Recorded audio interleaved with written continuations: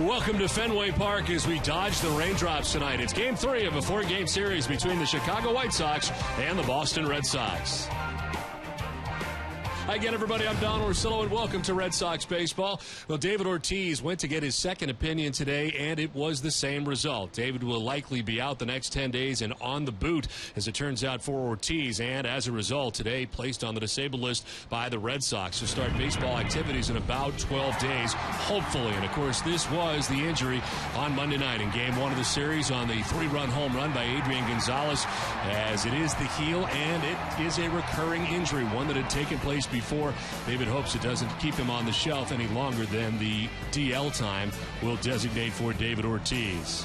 We welcome in Jerry Remy, and Jerry, for the Red Sox, it truly has been amazing. This DL list has been unbelievable. You know, Don, every team has to go through injuries. I mean, that's just a fact of baseball. And but the Red Sox seem to have gone through more than they need at this point. I mean, it's been unbelievable the amount of position players that have been on the disabled list this season, starting with Crawford, missed 89 games, 79 for Ellsbury, right down the list you get to David Ortiz. And we don't really know how long David's going to be out. I mean, they've got the thing in the boot. I guess it was good news today for the second opinion, but the fact is we really don't know when he's going to come back, whether it's going to be 15 days or after that. So, I mean, the Red Sox have been able to survive to this point because of that second wild card spot with all the injuries, and it would be nice to see this whole lineup together just to see what it can do. And I think it could do very, very well once it gets back together. Well, it should be an interesting night tonight from Fenway Park. Felix Dubon is on the mound for the Red Sox. We'll come back with more from Fenway right after this.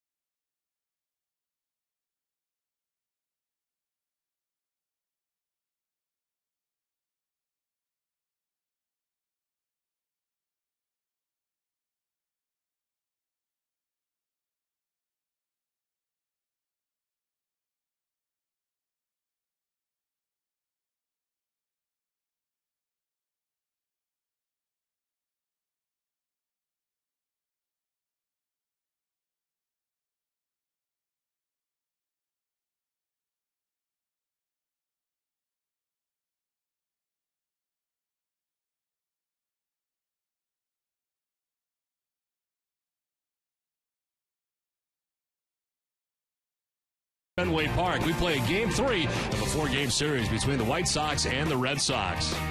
Welcome back inside the broadcast booth, everybody. I'm Don Orsillo. Well, Carl Crawford last year got off to a tough start. He signed the big contract, and certainly Red Sox Nation expected a great deal. A guy that could steal a bunch of bases and hit for average. Coming from the Tampa Bay Rays this year, it took 3.5 months before he was healthy, but we are finally seeing the Carl Crawford that I think everybody expected we would see. Crawford, for the second straight night, singled in his first at-bat of the game. He would steal his first base of the season during the following at-bat, moving him into scoring position for Adrian Gonzalez, who would knock him in with a single.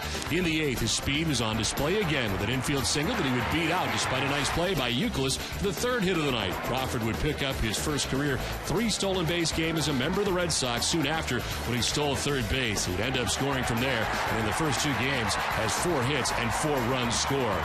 So Carl Crawford having a lot to prove here coming into the season, and so far he's been great in the first 2 nights. We'll see him again in the starting lineup tonight. Tonight, the Red Sox will have to deal with a 23-year-old rookie who makes his Major League debut. Started the year in Double-A. It's Pedro Hernandez. We're back with more right after this.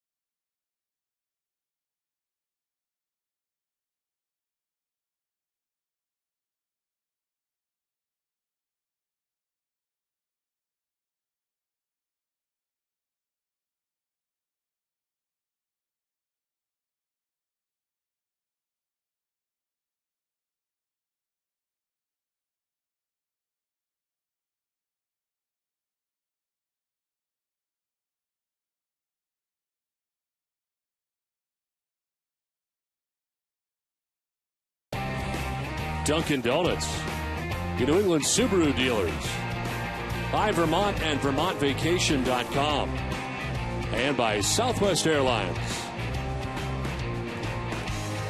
Well, good evening once again, everybody. Welcome back to Fenway Park, where the skies have cleared here at the moment. The lights are on, and we're going to get started about, 10 minutes late. But we'll take that here at the moment. As you can see, the Pru right now is still in the clouds up top there, and it is clearing off to the left. There is a chance for more precipitation throughout the evening. A lot of these pop-up showers are expected throughout the night, but the relievers are headed out. The starter is headed in. Felix Dubron has finished his final warm-up tosses as the Red Sox get ready for Game 3 of the 4-game series with the White Sox. And, Jerry, last night it really all came down to a tough inning for John Lester and a big 3-run home run for Kevin Youkilis, as it turned out. Well, Kevin Youkilis has had a terrific series coming back here to face his old team. And, of course, he was an nemesis last night with that 3-run home run off John Lester. It was a 3-0 count. He ran the count back to 3-2 and then got that fastball from Lester that was up in the zone and took it into the monster seats for the home run. And that was really the big hit in the ball game. So Red Sox going to try to bounce back tonight behind Felix Dubron,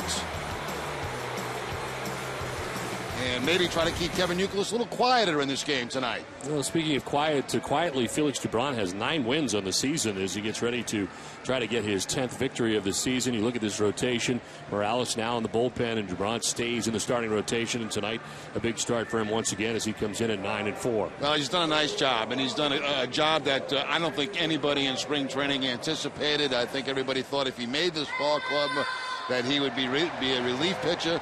The fact is, he's in the starting rotation, got a win last time out against the Yankees, going 6 1/3, gave up 3 runs against New York in that ball game, and trying to get the Red Sox back on the right track tonight.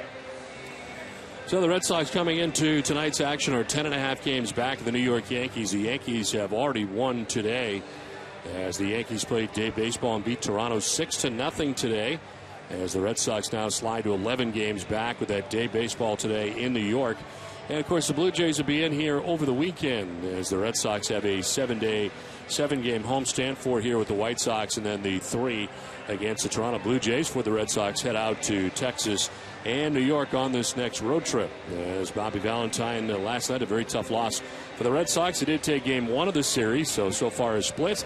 And he's going to like what he's seen so far from Carl Crawford. And Jerry, as you mentioned in the open, this is a little bit along the lines of what I think Red Sox Nation expected from Carl Crawford. The Carl Crawford we've seen the last 2 nights. Yeah, and Don, we've talked about it. You know, it's so important for Carl to get off to a good start coming off the disabled list, for his confidence alone. You know, very tough year for him last year, tough off season, tough rehab coming back here, and to be able to come back and contribute right away, get a couple of hits, pick up some steals, that's his game. And that gives him confidence moving forward. Well, he will be in the Red Sox lineup again tonight in the same spot, batting second as he has been each of the first 2 nights. As Felix Dubron and the Red Sox about to take the field tonight. Again, we're looking at about a 10 to 11 minute rain delay start to this game, as it turned out. They cleared the field, went to work on it, and ready to go here as Kevin Youkilis and his team comes in the top spot in the American League Central. White Sox are 50-40, 10 games over 500. They've got a 3.5 game lead over the Detroit Tigers to start tonight's action, a 4-game lead over the Cleveland Indians in the AL Central. And I think most thought the Tigers would want to run away with that division, but they've had a tough season after beginning the year so hot, but now starting to get back in it again. It should be quite a battle in the AL Central before it's all said and done.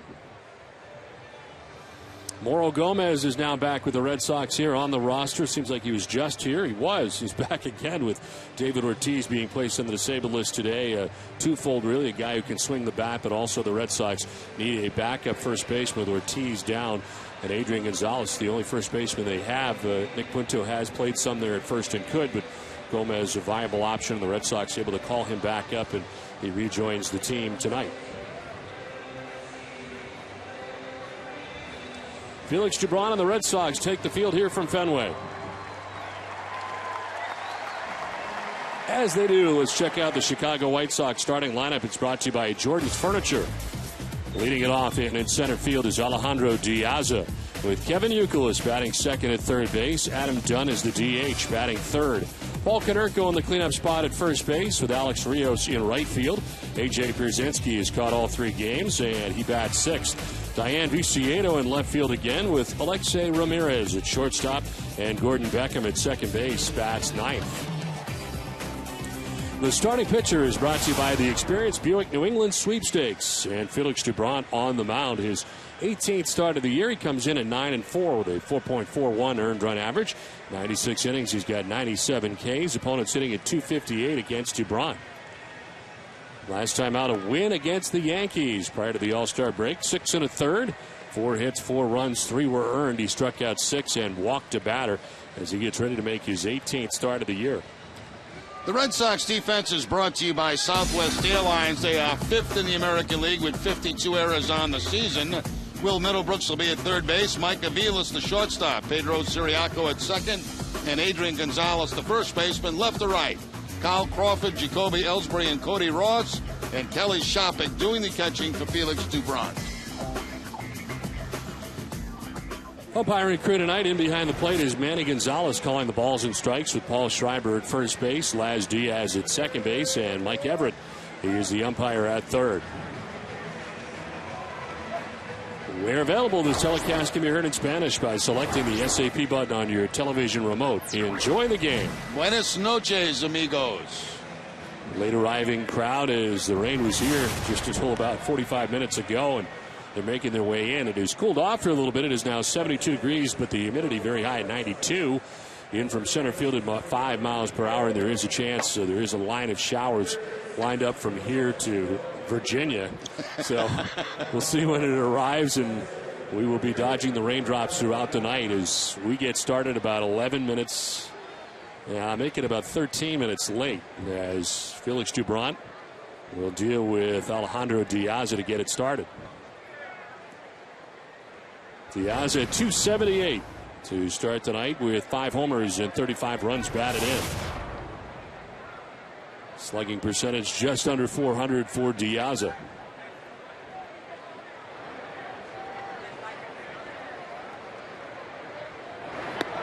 First pitch of the ball game misses inside, ball 1, and we are underway. White Sox are in a tough stretch here of road games to start the second half.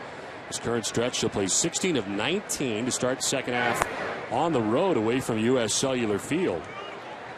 Robbie Ventura, though, doesn't mind the road. The White Sox have been very good. They're 26 and 18 away from home. At home, they are 24 and 22, so a better road record than home record for the White Sox, and they got a bunch of them coming up.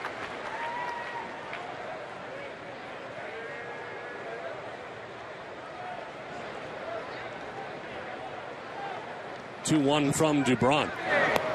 That'll miss inside. 3-1.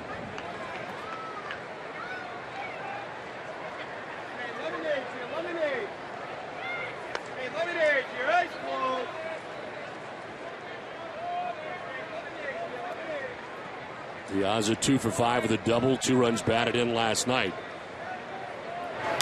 It's a fly ball pretty well to left field. Crawford going back onto the track at the wall. It's off the scoreboard. Crawford plays the carom quickly and gets it back in with a nice throw from left field. And Diaz holds to a long single. It looks like Diaz may be coming out of his slump a little bit. He was 6 for 41, but did have a couple of hits last night. Finds that left field wall right tonight and has that single to lead off the ball game.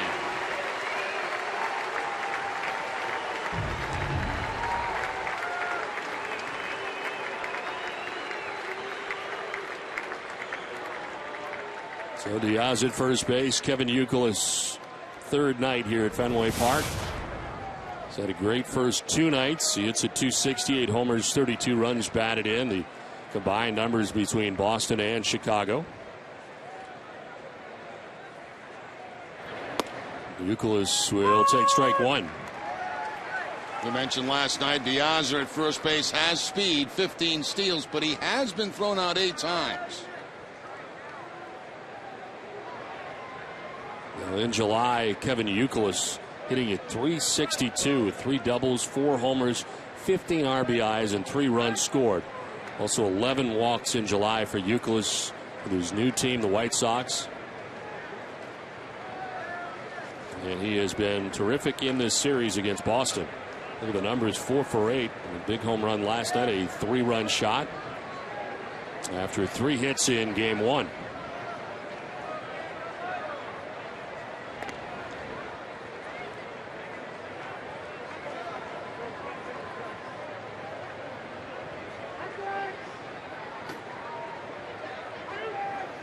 Youkilis has now started all 19 games with the White Sox since he has joined the team. He's played 17 games at third base and actually played 2 games at first base for Paul Konerko. So doing a little of the same with the White Sox that he did with the Red Sox, playing both corner positions as he is down 0-2. Change up that time from DeBron. Good one. Tailing action on it, going down and away from Kevin Youkilis.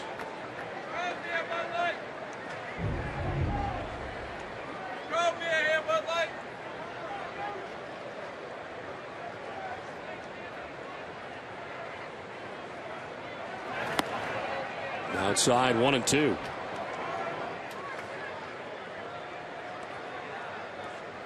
Trade took place on June 24th.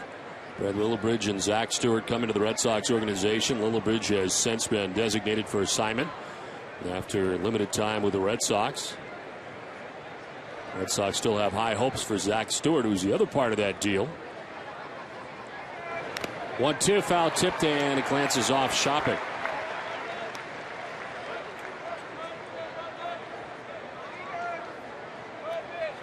Zach Stewart has made 4 starts for the Pawtucket Red Sox so far since the trade. He has a 3.74 earned run average and a record of 1-1 so far with Pawtucket.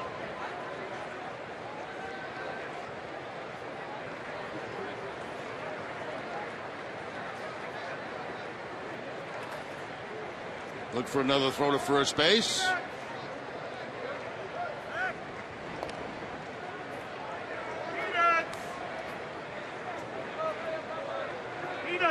Peanuts!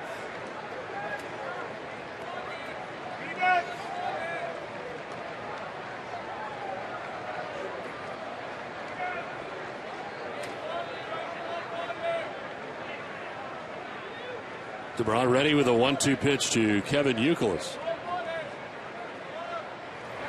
And he'll foul it straight back. We'll do it again, 1-2. Youkilis, a career .304 hitter at Fenway Park. 66 home runs in his career here, 303 RBIs, 490 total games between his time here with the Red Sox, and of course very briefly here in the 3 games with the White Sox.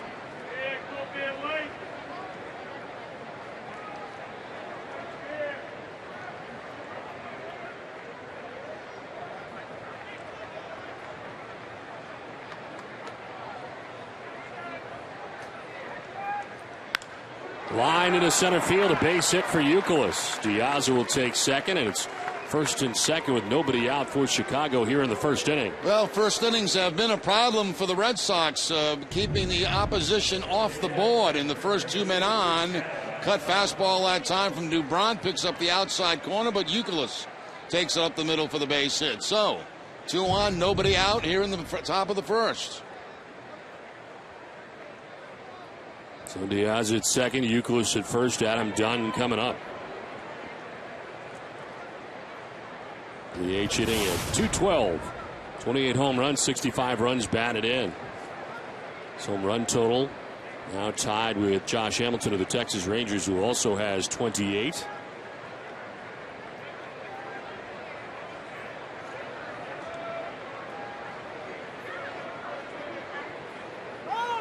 Time called as DeBron holding onto the baseball a long time. One problem for DeBron has been the pitch count early in games and getting deep into games. And ahead of Youkilis 0-2 and ends up losing him with a base hit. 2 on here, nobody out. And Adam Dunn still waiting for first pitch.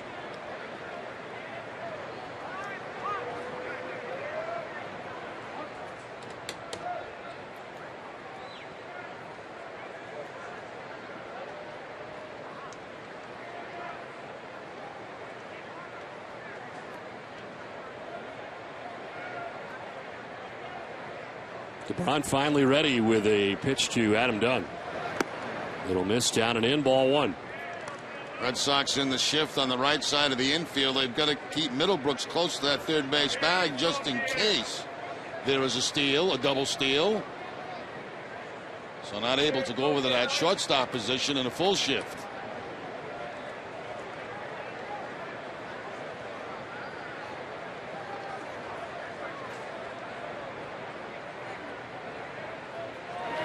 Dunn hits it on the ground towards second. They'll try to get two. Underhanded for one, on to first. They do get two. Dunn does not run well, and they're able to turn it even in the shift on the right side as Diaz takes third with now two down in the first inning. Man, that was a long shuffle pass from Siriaco to Aviles from that position. Watch Siriaco give him that shuffle pass from way out there. That's a long way to go, but they still had plenty of time to get done at first base. As Don mentioned, does not run very well.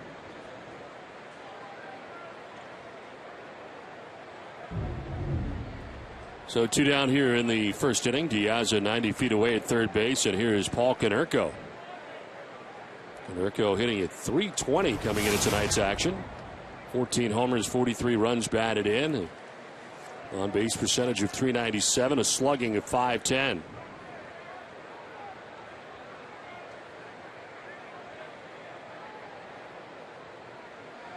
Paul Konerko playing in his 2,000th game with the White Sox, third most in team history. Ellie Fox is second at 2,115. Pitch up and away from DeBron.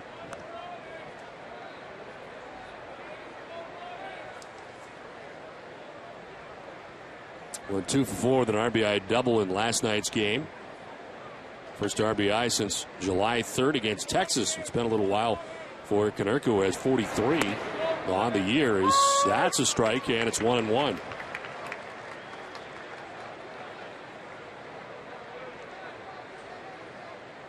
Konerko named to his 6th All-Star team, 3rd in a row. He was hit by a pitch in his only at bat in the game. Lays off ball 2, 2-1.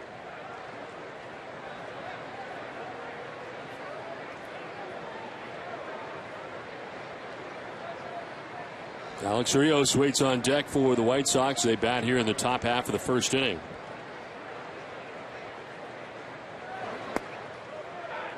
In there for strike 2, 2-2. That fastball on the inside corner had Konerko jumping back. Thought the ball was inside.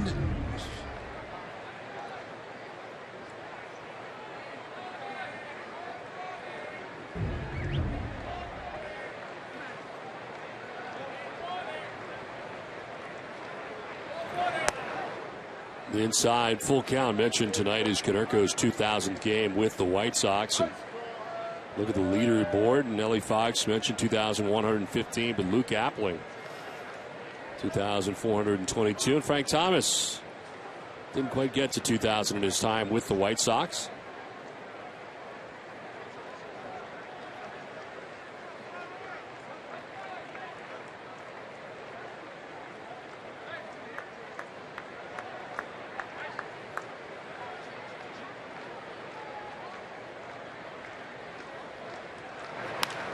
To right field and in for a base hit. From third base comes Diaz. A big 2-out RBI single for Paul Konerko as the White Sox on top 1-0. LG Brown had been trying to work him inside with fastballs, left one out over the plate, and Konerko takes it to the opposite field. That ball away on the outside part of the plate and up in the zone. And once again, the White Sox jump ahead in this first inning. Fourth consecutive game the Red Sox have given up a first inning run. As Konerko drives it in to put the White Sox on top 1-0. Here's Alex Rios, right fielder at .319, 13 homers, 51 runs batted in. He takes a look at ball one away.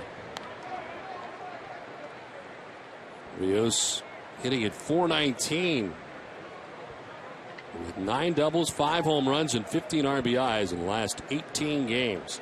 Really turned it up a notch here for the White Sox.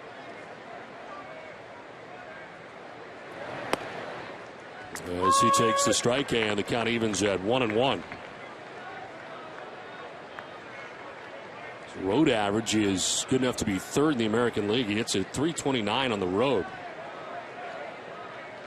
He's already got 13 home runs this year. It totals all of what he had last year.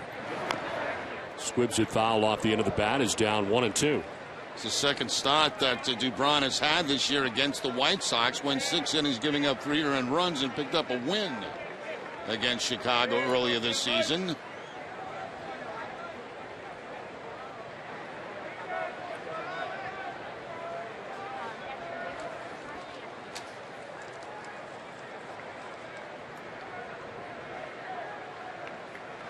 One-two pitches in the dirt, and it is 2-2.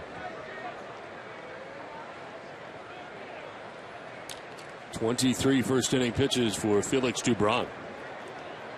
He's given up 1 run so far. Got a big double play grounded into by Adam Dunn.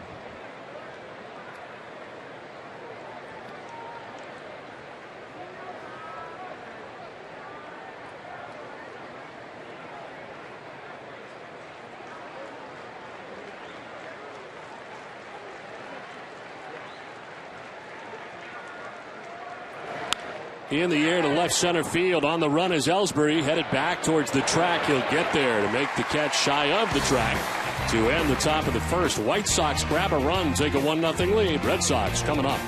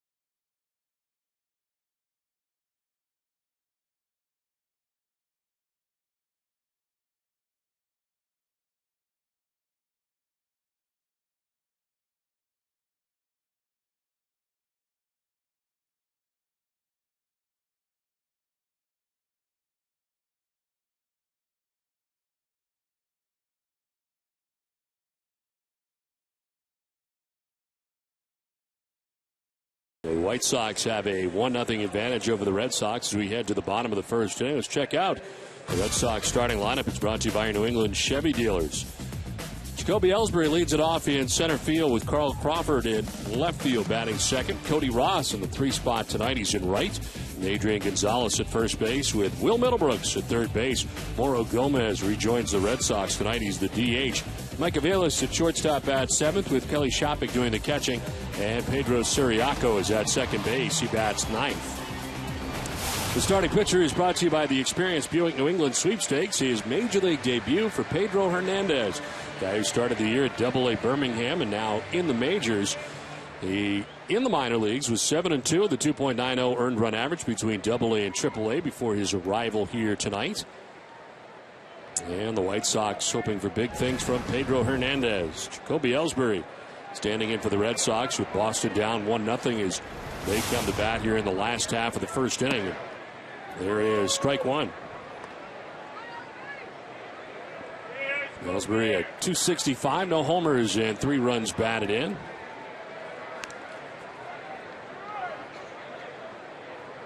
Hits in 4 of the 5 games for Ellsbury since coming off the DL last Friday.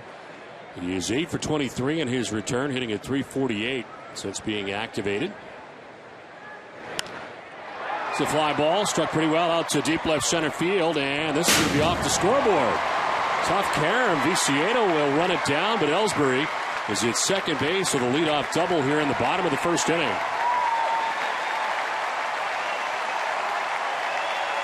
Well, the first pitch from Hernandez was a strike.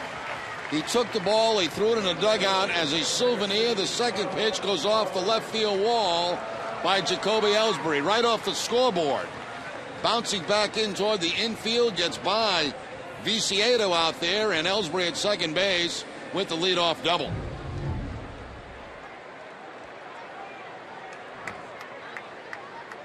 Here's Carl Crawford with Ellsbury at second base. Nobody out. 4 for 7 for Carl in the first two nights.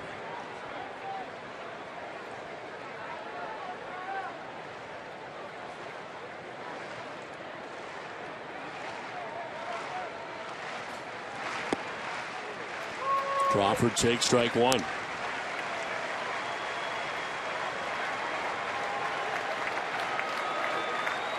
Crawford with 3 stolen bases in 2 games. 4 for 7 in his return. Last night was 3 for 4 in the game with those 3 steals. Bunt bid that is picked up by Pierzynski, but a foul ball indicated right away by home plate umpire Manny Gonzalez. Looks like Crawford trying to drop one down the third baseline that time for bunting for a base hit. Certainly not a sacrifice attempt here by Crawford.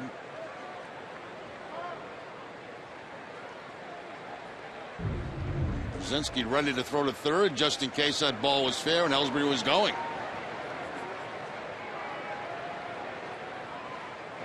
0-2, Crawford strikes out. Pitch down and away. First strikeout in the majors for Pedro Hernandez. Looks like a slider this time from Hernandez. Down and away from Crawford. Has him reaching and picks up the strikeout. That ball also thrown in by Pierzynski as a souvenir. So he's got 2 of them now. His first pitch and his first strikeout. So runner at second, 1 out. Cody Ross, the batter. Slides into the 3 spot. Nava was there last night. Cody hits a .262, 13 homers, 41 runs batted in.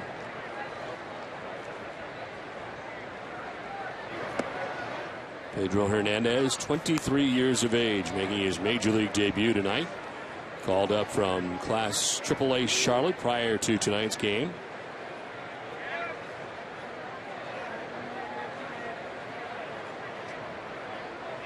Jenny Dell will check in with more a little bit later on Pedro Hernandez, but I'll give you more.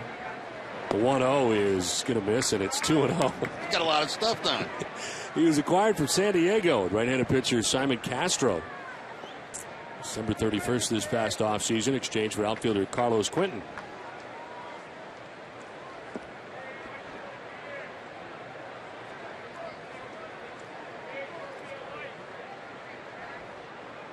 .2-0 pitch is going to miss. 3-0. Checking the scouting report on Hernandez. The fastball that's going to be between 88 and 92 miles an hour. The slider we saw against Crawford, and also a changeup.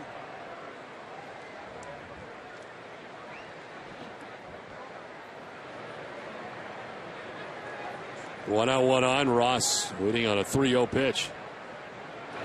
This one is fouled back to the screen, and it's 3-1. Green light right there for Cody Ross, facing the lefty right out of the chute here in the first inning. 89-mile-an-hour fastball, and Cody fouls it back. Imagine Hernandez was with the Padres organization last year. Spent time at A-ball, AA, and AAA with the Padres last year. Combined to go 10-3 with a 3.49 earned run average.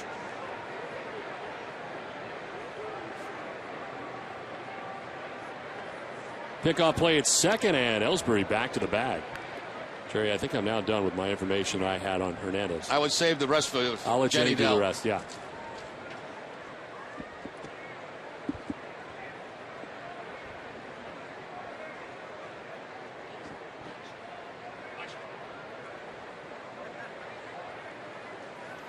.3-1 pitch to Cody Ross.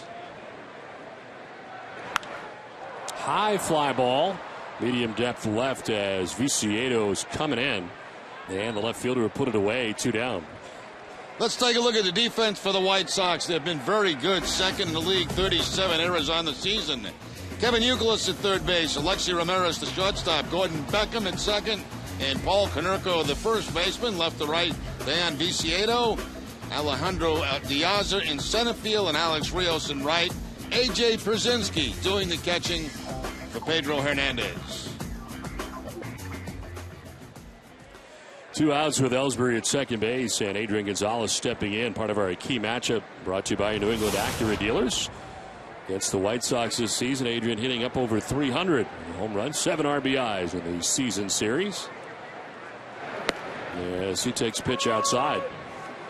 That was the White Sox first baseman Paul Konerko drove in the game's first run with 2 outs in the top of the first. Red Sox looking to their first baseman to do the same here. With 2 outs in the bottom of the first with Ellsbury at second. And it's inside, 1-1.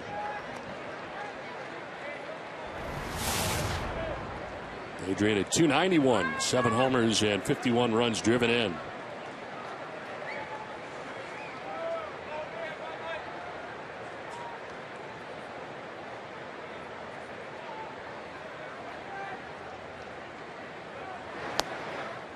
Well, Gonzalez has had an RBI in the first inning in each of the first 2 games. Trying to do the same here in game 3 of the series.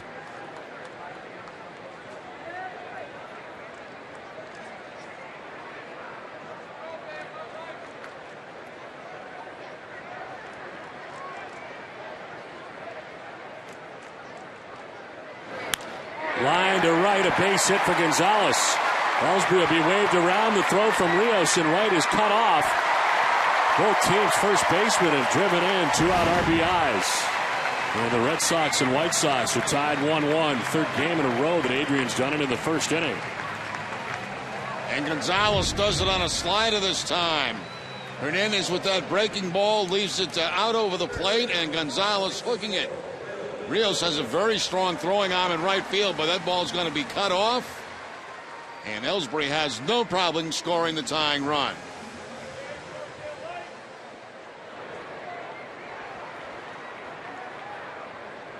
So 2 down, Adrian Gonzalez at first base. Here is Will Middlebrooks.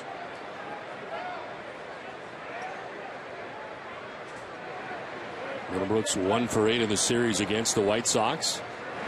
As he takes strike 1. Middlebrooks sitting at 302 against left-handed pitching. But overall at 293, 11 homers, 42 runs batted in.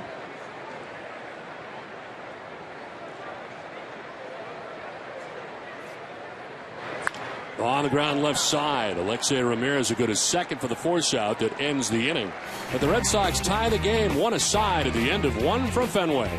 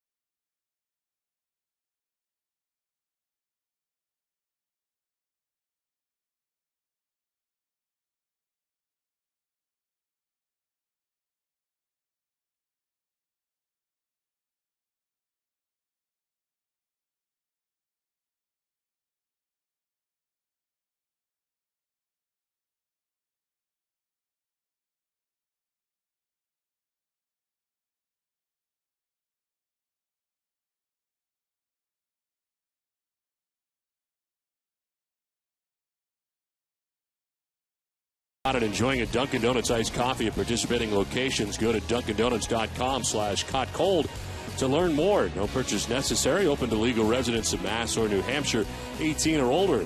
For a full set of official rules, visit DunkinDonuts.com.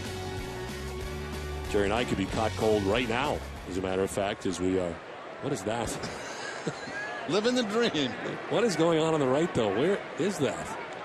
That's you laying out somewhere. Where? Somebody, the paparazzi got you somewhere. Where am I? Probably just a state in Florida. That's kind of scary. 1-1 score as we head to the second inning.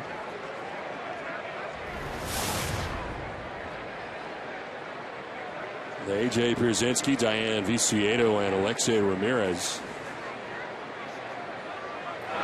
I started to say it was coffee time here in the booth, but this paparazzi thing has taken on a whole new meaning. I have no idea where that is, Jerry, or even if that's me.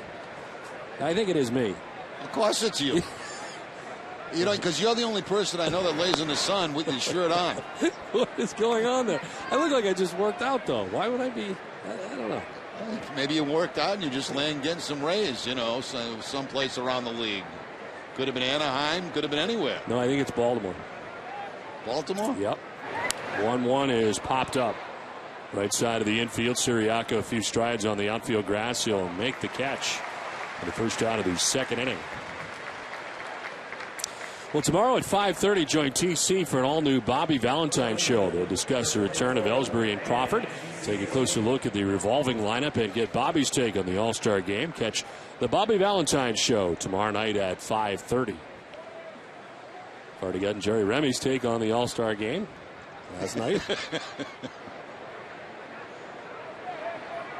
And Viciedo, left fielder, hitting at 258 as he takes ball one. 15 homers, 43 runs batted in for the White Sox left fielder.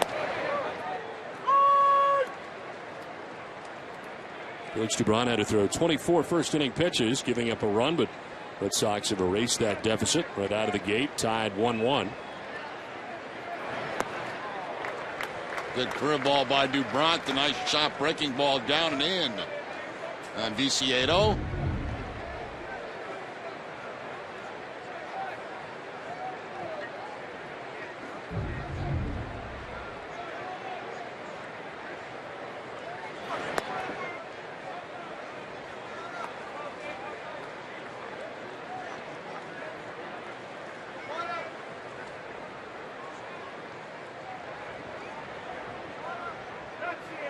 DeBron ready with a 2-2 pitch.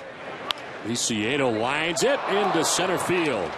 Siriaco tried to time his leap, but it was well over his outstretched glove. And it's a one-out single for Viciedo, and already the fourth hit of the night for the White Sox. He's had good success in brief at-bats against Dubron. He is now 3 for 4 with a home run.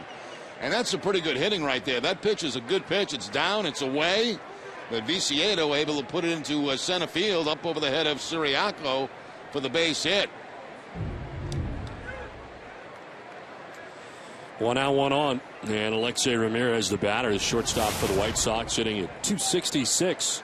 2 homers, 44 runs batted in.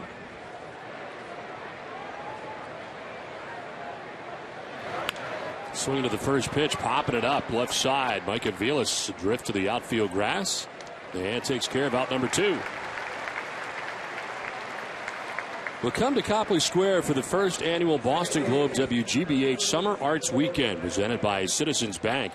This 3-day event will feature live stage theater, dance, and music for locals and visitors alike. Come celebrate the summer, July 27th through July 29th. 2 outs in the second. Viciedo at first base and Gordon Beckham the batter. 237, 9 homers, and 38 runs batted in. He's hitting at just 184 in July. He's been dropped to the number 9 spot as takes a look at ball 1 outside.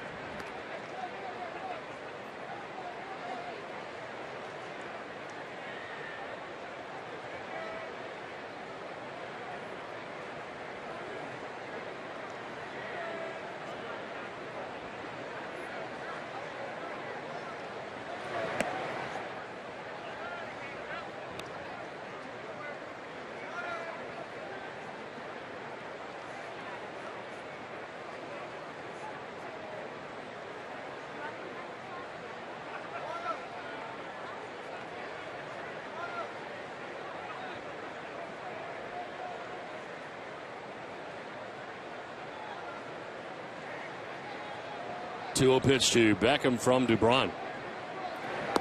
And that is just off the outside edge as he falls behind 3-0.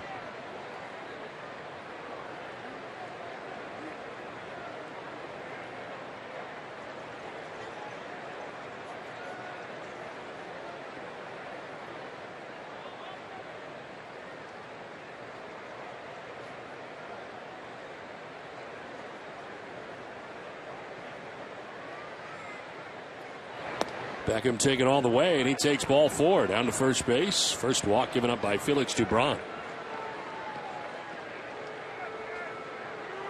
So a 2-out walk here to the number 9 man. It's 2 on with 2 outs here for the White Sox. And back up top to the top of the order for Alejandro Diaz. I'll tell you, the way it was raining here just about maybe an hour and a half ago, there's no way we expected to get started at least at 7:20. It was really some bad weather over Fenway, and I'm sure most of New England. Crowd late in arriving, anticipating that kind of stuff coming through and whether it would leave on time. But they're getting in here now for game 3 of this series. A lot of lightning in the area and wind and everything else. As the pitch will miss. No, it won't. It's a strike call over the outside corner, apparently, to Diaz.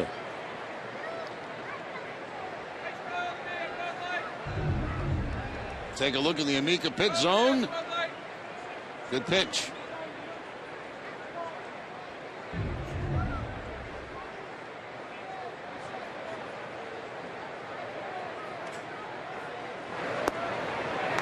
That's in there for strike 2, and he jumps ahead 0-2. Alejandro Diaz with a single to left in the first inning.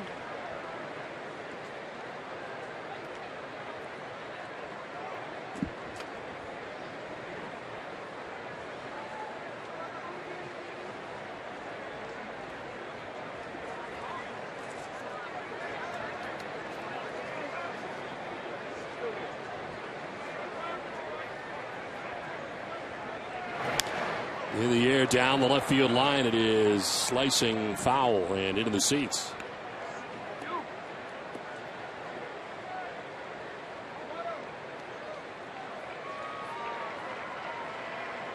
Happy youngster right there.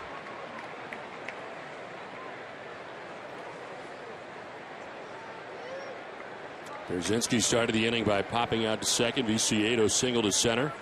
Ramirez popped out to short, a walk for Beckham, so 2 on, 2 outs. 0-2 pitch coming up here to Diaz.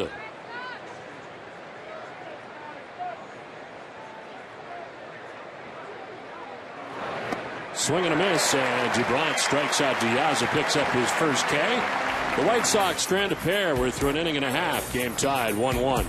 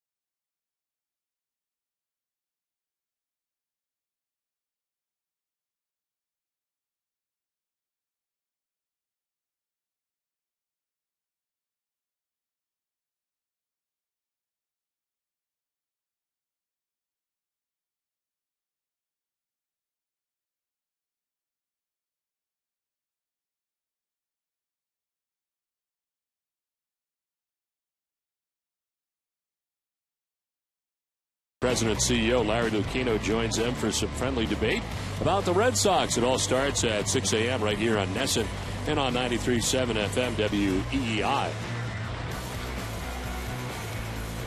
We head to the last half of the second inning. First game coming in from Columbus, Ohio. Welcome to Fenway Park as Red Sox and White Sox are all tied at 1, with the Red Sox coming to bat here in the bottom of the second inning. Mauro Gomez returning to Boston as he takes ball 1. Gomez with the Red Sox this season, hitting at .308. No homers and 3 runs batted in. He had made 6 straight starts at first base in his major league career to get it started July 4th through the 13th in his second stint with the Red Sox. They've been optioned out on the 14th of July, and here he is back again. This is grounded foul outside of third. Another terrific play down that third base line. That was a bullet.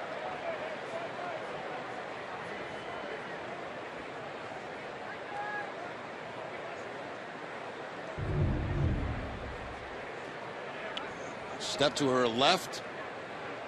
As I keep telling you, Don, work from the ground up. You make those plays.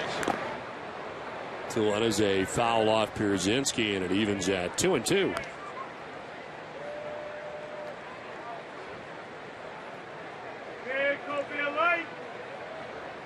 Mauro Gomez, Mike Aviles, and Kelly Shopik expected here in the second inning.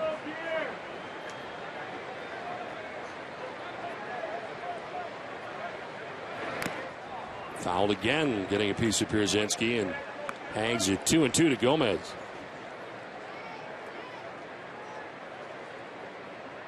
Gomez had been the starting DH for the 2012 International League All-Star team, but non-play due to the call-up to the Red Sox. Leads the International League, 49 extra base hits. Look at his numbers in 73 games with Pawtucket this year. 2-2 is a high fly ball out to left center. Alejandro Diaza makes the catch for the first out of the second inning. Let's check in with Jenny Dell. Don, as you mentioned, Chicago called up Pedro Hernandez to make his major league debut. And White Sox pitching coach Don Cooper gave us some insight on the left-handed rookie. He throws fastball, curveball, cutter, changeup, 2-seam, 4-seam, and all of that stuff. So, in anybody's big league debut, I'm sure there's going to be some adrenaline flowing. And I think if he can control that and make the glove his first and last thought and bring that adrenaline to the glove, we have a chance of having a good ball game. Hernandez was 7-2 with a 2.90 ERA and 14 appearances in the minors this season. He was named this season to AA Southern League All-Stars and was promoted to AAA on July 6th. Don, Hernandez is the 12th rookie and the 10th pitcher to appear on the White Sox 25-man roster this season. Well, Jay, thank you very much. As it turned out, you had much better information than I had. I'm telling you, that was much better than what you had, Don. You had nothing, really. I really didn't have a lot. So that was much better information. She actually even talked to Don Cooper, who is an outstanding pitching coach, and he does not sound like he's from Chicago at all. In case you didn't notice, he is from New York, but has done an outstanding job with the White Sox over the years. Very good pitching staff, some very good pitchers. And one of the things that we enjoy most about Don Cooper's pitching staffs is generally how quickly their starters work, which has always been the case. Even when he had Mark Burley, he was the guy first and foremost, of course, who's no longer with the White Sox, but they all generally work pretty quickly. It is his philosophy. Aviles will take a pitch outside, and it is now full 3-2. Yeah, Jenny also mentioned a number of rookies they've had in their pitching staff this season. They've got a bunch of rookies out in the bullpen, all with very good arms. Popped up, foul ground. Konerko heads over towards the Red Sox dugout. He's got to play, and he makes it. 2 down in the second inning. Well, don't miss out on the 100th anniversary season at Fenway Park, as the end of July and early August are packed with great matchups.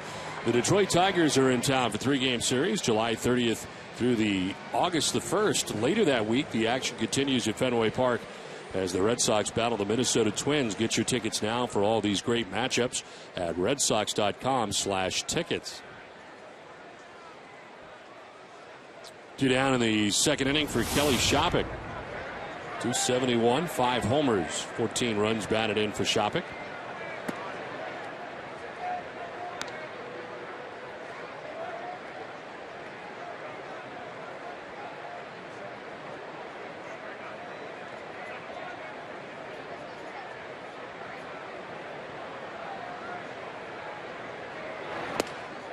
in there for a strike, and it is 1-1. Back to Don Cooper for a moment. It's his 25th season with the White Sox organization and his 10th full season as the pitching coach with the White Sox. That's a long time.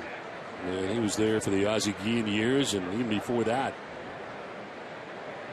He ended up managing the final 2 games of last year after Ozzie was released of his contract on the 26th of September, and then the whole thing taking place with him going to Florida. And of course, now the manager of the Miami Marlins, but Don Cooper took over as the manager at the time and back as the pitching coach under Robin Ventura. 2-1 to Kelly Shopping. Is down the line at third, a fair ball. Hits off the boxes, jets out to Viciedo. That'll hold Shopping to a single, but he's aboard with 2 down here in the second inning. Again, Fenway Park, probably the only ballpark in the American League where that's just going to be a single. Most parks, it's rolling down the line for extra bases. Down that third base line. Looked like it might have been a changeup, something off speed that time. And as you see, it hits the wall, bounces back out, and that's going to hold Shopping to the 1-base hit. Youkilis diving to his right. Of course, he knows that corner very well.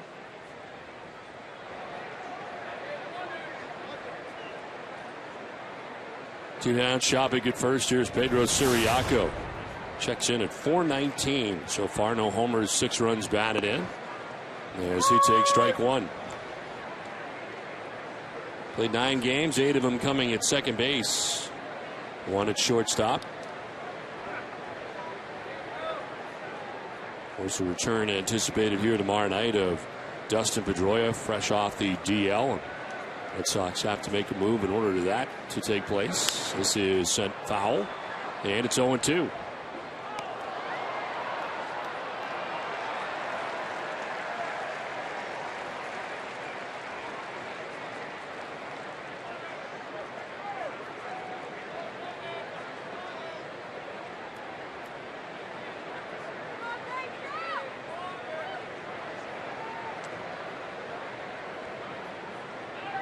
Soft toss to first, and Shopping, who had a very small lead, gets back to the bag easily. Shopping does have 1 steal on the season. You might remember that earlier in the season when he kind of tripped and rolled on the second base. Oh, yeah, that's right. Remember that one? Yes, I do. It's the first of his career. That'll just miss. Mendez thought he had it, but 1-2 the count.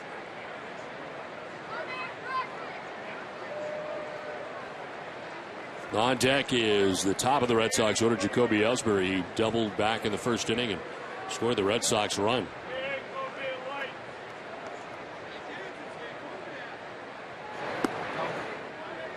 Two and two.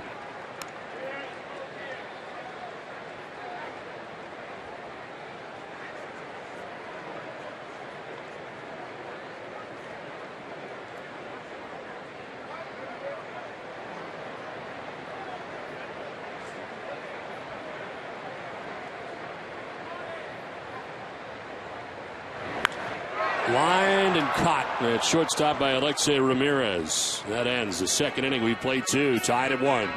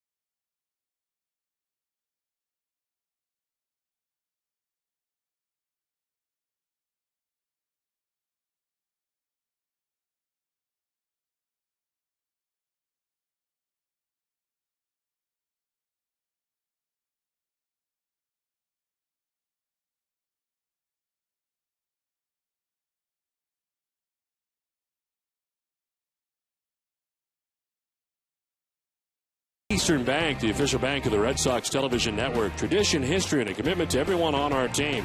These are just a few of the things Eastern Bank is made of. Find out more at easternbank.com. Top of the third inning back at Fenway Park. Game tied 1-1. We had about an 11-minute delay here tonight before we got started. And a chance for more showers as the night goes on. But here we go into the third inning.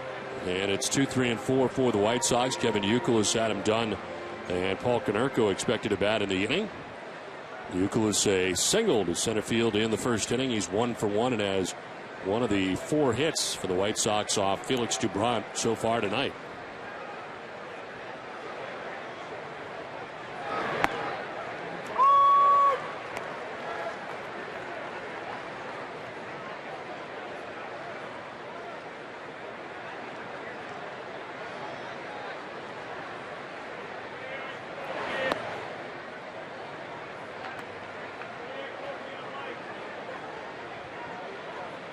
Michael Dukakis with us tonight. And his wife, Kitty.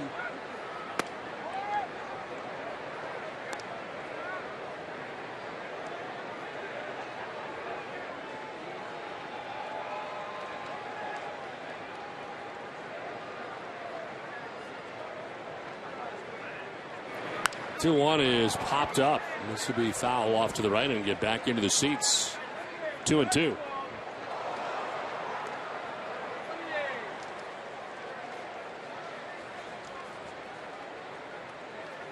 White Sox averaging 4.8 runs per game.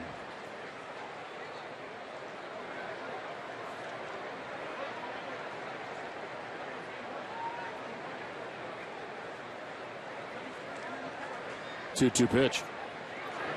Runs inside, ball 3, full count. Brought up to 47 pitches, working here in the third inning to the first batter of the inning.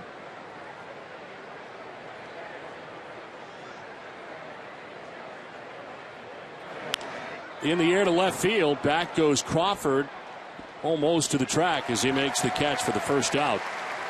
Nichols gets under that, and he's out number 1 of the third inning. That fastball got in just enough on Kevin Youkilis to tie him up, so he could not drive the ball. Fly ball to Kyle Crawford in left field. His fastball inside just kind of ties Kevin up. Cannot extend.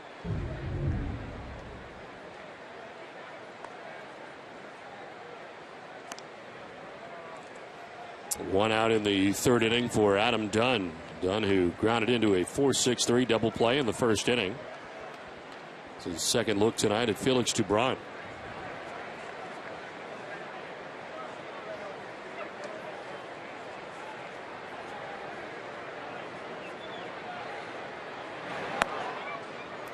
In there for strike one. Well, tonight, Felix Doubront looking for his 10th win of the year. He comes in at 9-4. He would join John Lester, who in 2008 at the age of 24 was 16-6. Just the second Red Sox pitcher age 24 years old or younger to reach double digits in wins in a season since Roger Clemens, who went to 20-9 as a 24-year-old back in 1987.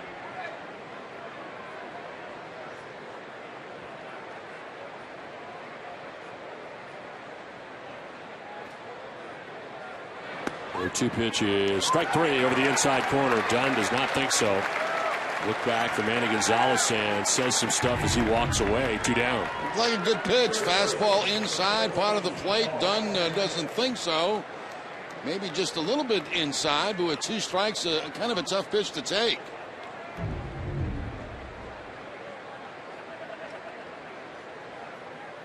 Second strikeout for Doubront. 2 down here in the third inning. The Red Sox losing last night. Here's what Felix has done in this situation. 4-0 with a 2.25 earned run average. And he'll miss outside to Paul Konerko. His RBI single with 2 outs in the first inning. Supplying the only run of the night so far for the White Sox.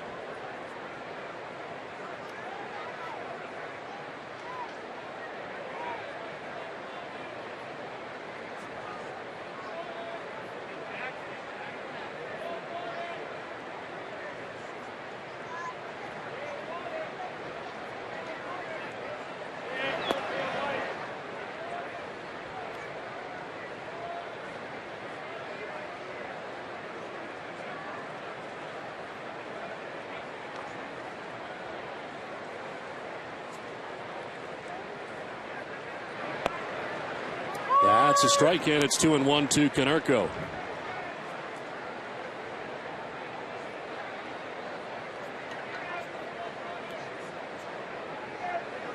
On deck, Alex Rios, 2 outs here in the 3rd inning.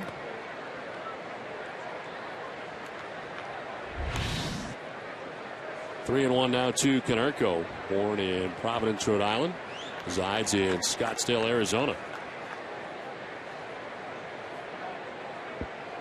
Been a long time, but back in 1994, Konerko selected in the 1st round, 13th overall by the LA Dodgers at the time. And tonight playing in his 2000th game as a member of the Chicago White Sox. That is ball 4, and he'll head down to first base. Second walk given up by Dubron. Well, now is your chance to win a 2-year lease on a brand new Buick Verano and a behind-the-scenes NESN fan experience at the ballpark. Take a test drive during the month of July, and you'll be entered for a chance to win the Experience Buick New England Sweepstakes. You'll also receive a complimentary $50 debit card just for taking a test drive. So head to your nearest participating Buick dealer today.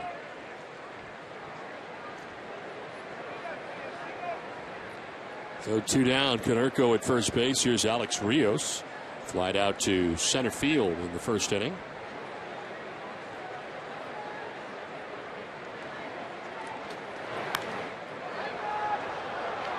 Rios now 31 years old.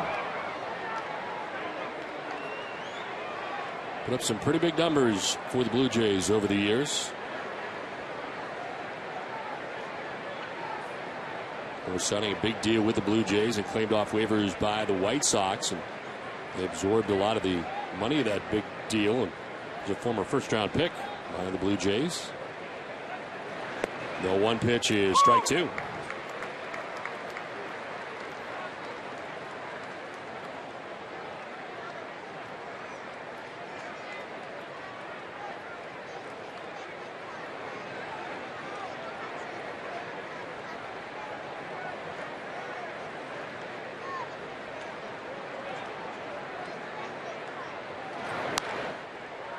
Off the end of the bat, foul, still 0-2.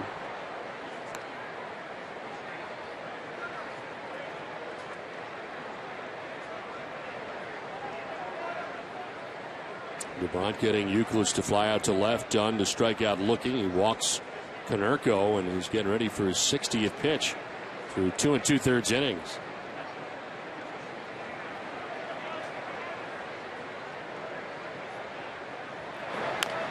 Chop towards third. Middlebrooks on the run.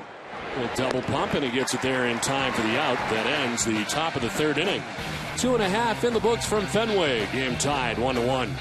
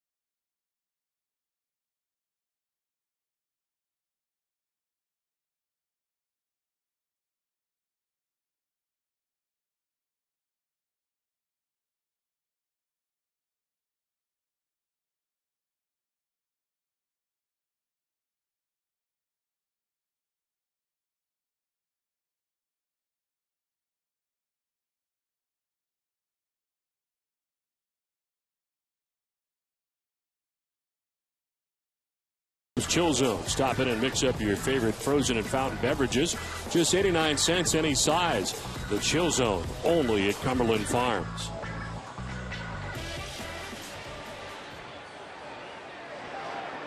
One to one as we head to the last half of the third inning at Fenway Park. Top of the Red Sox order. Jacoby Ellsbury, Carl Crawford, and Cody Ross to bat here in the third inning against Pedro Hernandez, making his major league debut tonight for the White Sox.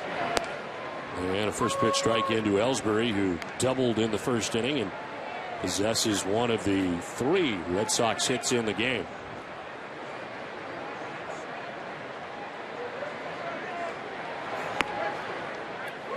Strike 2, quickly 0-2. Hernandez has 1 strikeout, gave up a 2-out RBI single to Adrian Gonzalez in the first inning.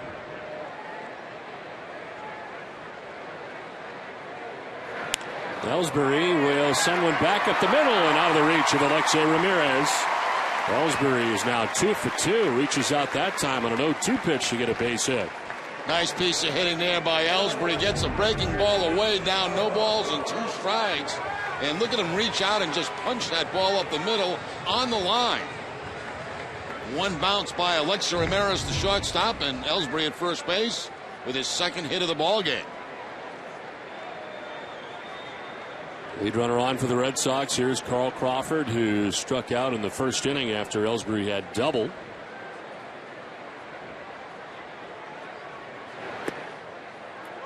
In there for strike 1. This was really an area last year we saw Carl really struggle with, was lefty-lefty matchups last season more than anything.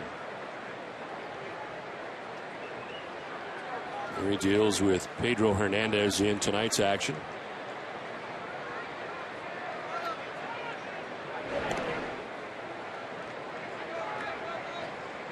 Hard to remember, Jerry, because it was a long time ago, but it appears to me that his stance is a little more closed. I would agree with last year. I would agree with you, Don. Last year, his foot was almost touching the white line.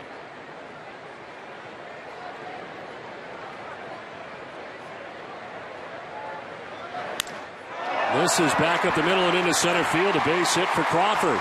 Ellsbury touches second. He heads to third, and all of a sudden, the Red Sox have runners at the corners, nobody out. Now, this combination at the top of the lineup could be devastating for the Red Sox with their hitting ability and their speed. A broken bat this time by Crawford, lefty against lefty. That's a cut fastball, takes it right back up the middle. And the Red Sox that quickly have a first and third situation with nobody out. Ellsbury making that read on his own, takes a peek into center field, sees he can make it easily, and does. 2 on, nobody out, and Cody Ross coming up. Ross flied out to the left fielder Diane Viciedo in the first inning.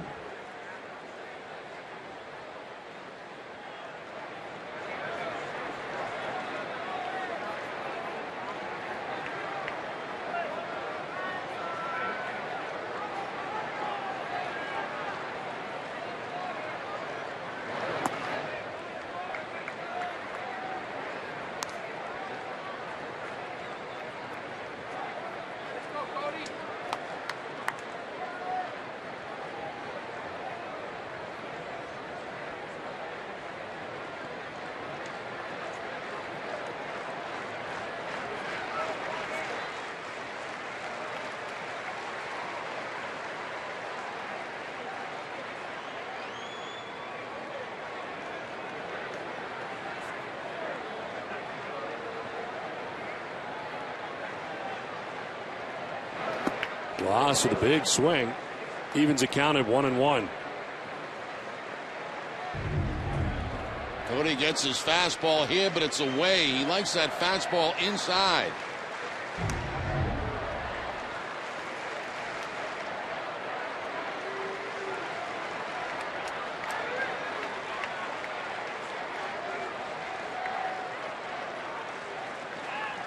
Throw to first, and Crawford back to the bag.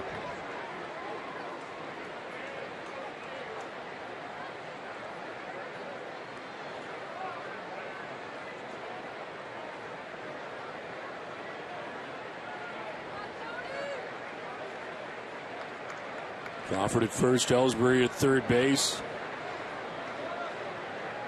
Nobody out here in the last of the third inning. Ross, high drive to left, stays fair, it's gone, it's down the line. It is going to be fair, and it's going to be gone. Cody Ross with a 3-run home run. Red Sox lead it 4-1.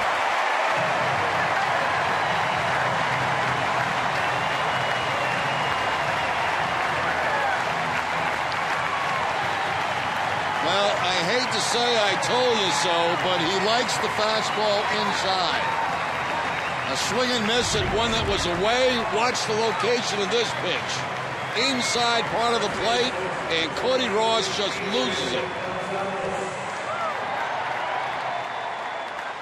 Number 14 on the season for Ross.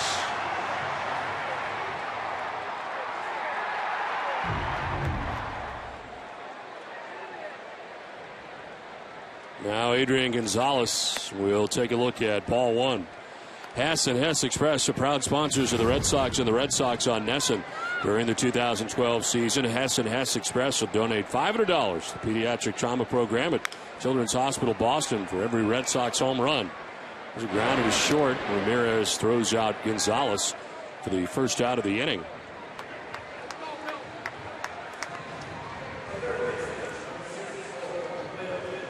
One out for Will Middlebrooks.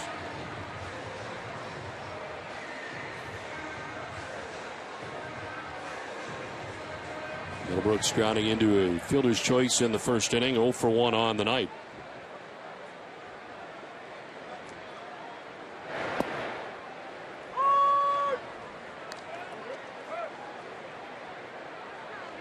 Middlebrooks 1 for 9 in the series against the White Sox.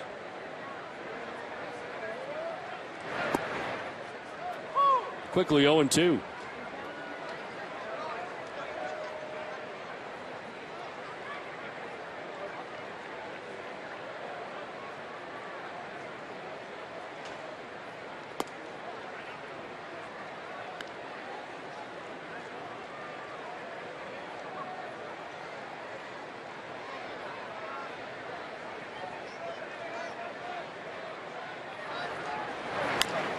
On the ground left side, it'll be cut off by Youkilis. Off balance throw, and he doesn't get it there in time.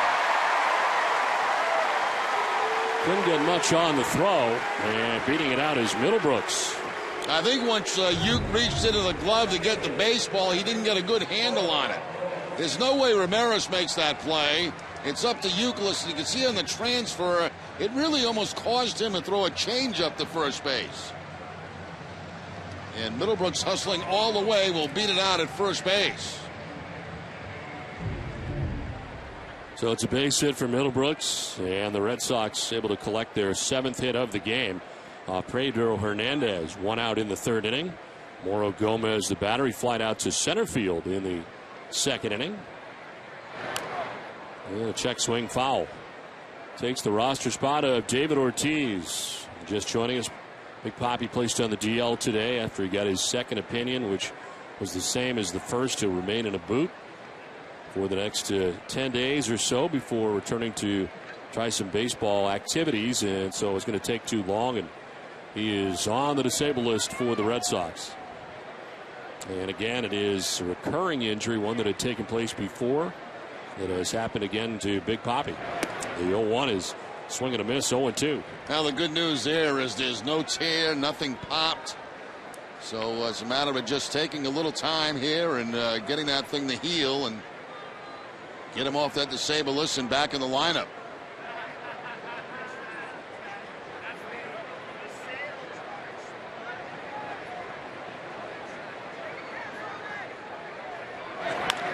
On the ground right side, Beckham will get the lead runner at second base. The force out there for the 2nd out of the inning. They retire Middlebrooks 4-6.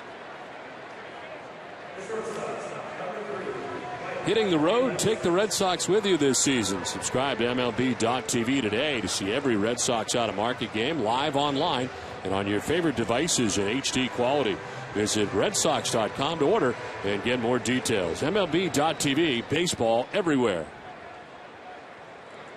2 outs in the 3rd inning. Moro Gomez at first base. Mike Aviles, the battery.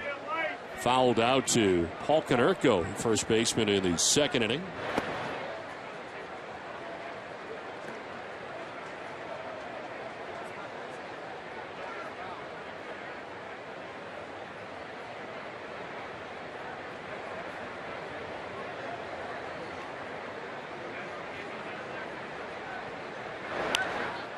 Popped up. It's Konerko again, this time in fair ground, and again he puts it away to end the inning. A 3-run home run for Cody Ross as the Red Sox on top 4-1 at the end of 3.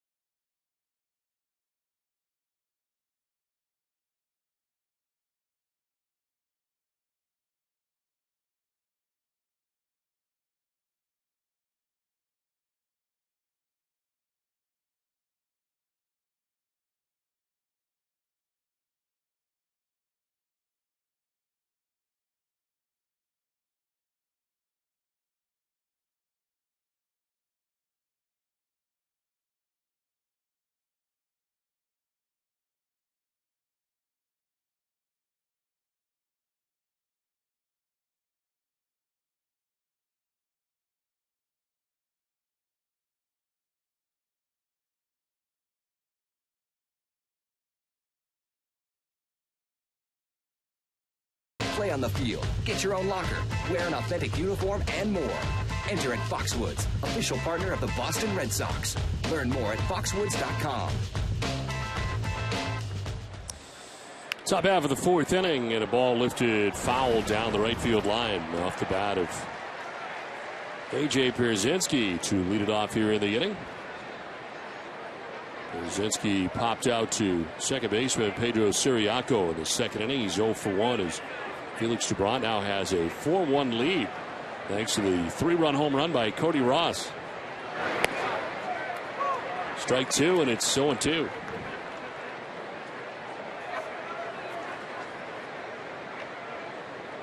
A.J. Pierzynski with 16 home runs at the break, most by a member of the White Sox since Carlton Fisk at 23 in 1985.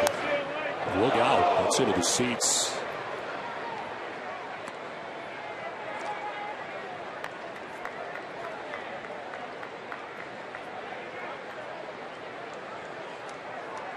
0-2 to Pierzynski. It'll be followed by Viciedo and Ramirez.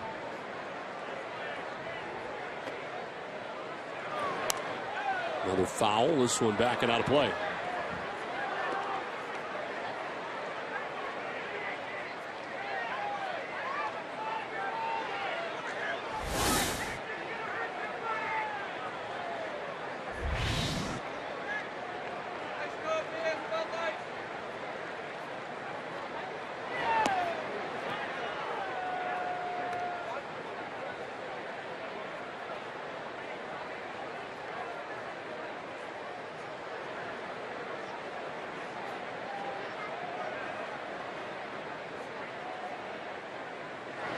Pierzynski will pop it up left side of the infield. Will Middlebrooks, the Red Sox third baseman, takes care of out number 1 as we check in with Jenny. Don, it's Health Day at Fenway Park, and the Red Sox showed their support with the citywide health and wellness campaign called Boston Moves for Health. Volunteers were on hand to provide more information about the program and to sign up interested fans on bostonmovesforhealth.org. Mayor Thomas Menino explains the initiative. We want Boston to have a healthy lifestyle. We have nutrition programs at our community centers. We have a lot of events during the course of this year to make people have healthier lifestyles. And I just say it's what we all should be doing, losing some weight. I am losing weight. But, it's about young people making sure they eat the right food. In conjunction with the mayor's initiative, executives from the Boston Red Sox and Blue Cross Blue Shield of Massachusetts will be taking part in a 3-week step-based fitness challenge. The competition will begin on Monday, July 23rd, and will run through August 12th. Don, the average steps per team will be calculated each week based on reported steps by the participants. All right, Jerry, thank you. That's right. Jenny. That was not me, Don. Thank you very much, Jenny. Always great to see the mayor. He's been here quite a bit in the last couple of weeks. Always good to see Mayor Menino. Got to lose some weight, he said. 2 outs here in the 4th inning for Alexei Ramirez.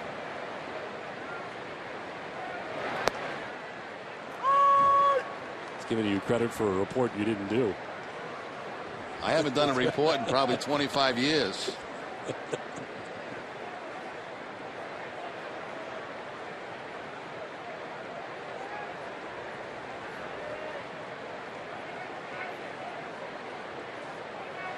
The 1 pitch is outside, 1-1.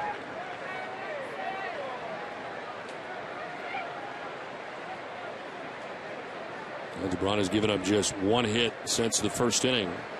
Allowed 3 hits in the first and a run. Tapped at the plate here, 1-2.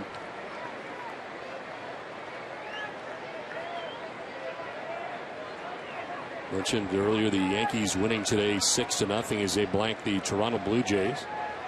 Tampa Bay is playing tonight and beating Cleveland 4-0 in the 4th inning in St. Pete.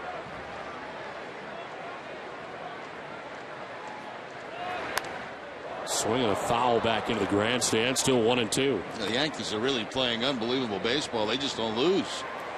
So with all the injuries they've had, especially their starting rotation, they get CC Sabathia last night back, and they continue to play great baseball. Win today was their 57th of the year. They've won 3 in a row.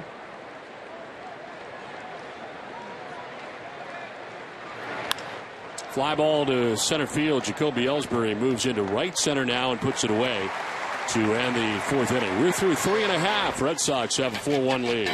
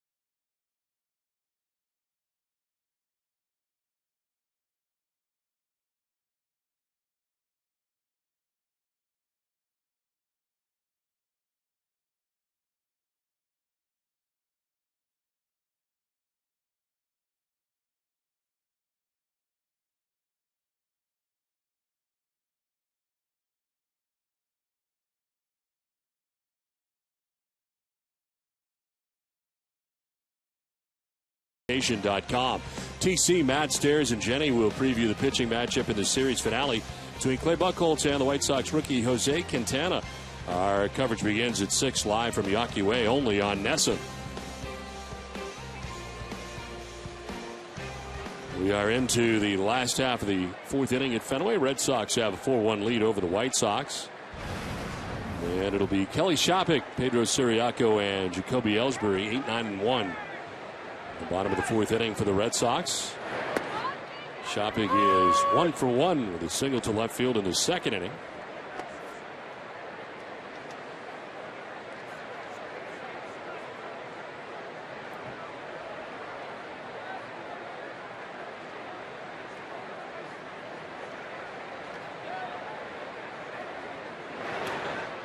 Outside, and the count is 1-1. That's a pretty cute kid and a good sign, Jerry. Let's see. I love hot dogs. 5 in the first game. Oh, let's send him 3 hot dogs. How's that? That's creative. A lot of work. He's been sitting there for a long time. 1-1 is going to be brought back to the corner for strike 2. 1-2. I think there were 3 children there, so we might as well send 3 hot dogs down, Don, right? Sounds like a good deal to me. Especially since you're not paying. Especially it's coming out of your wallet.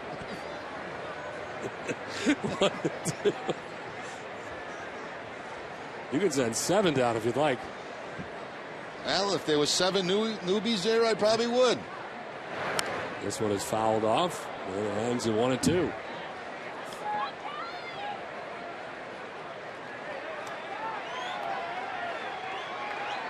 Game 92 of the season for the Red Sox tonight, as they come in at 46-45. 4-1 lead tonight against the White Sox.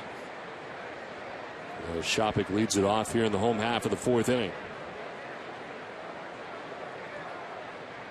Swing and a miss. Shopik strikes out. Second strikeout for Hernandez. 1 out here in the fourth inning.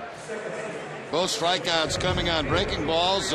Slider to Crawford, and that looked like either a slider or a cut fastball right there from Hernandez to pick up his second strikeout of the night.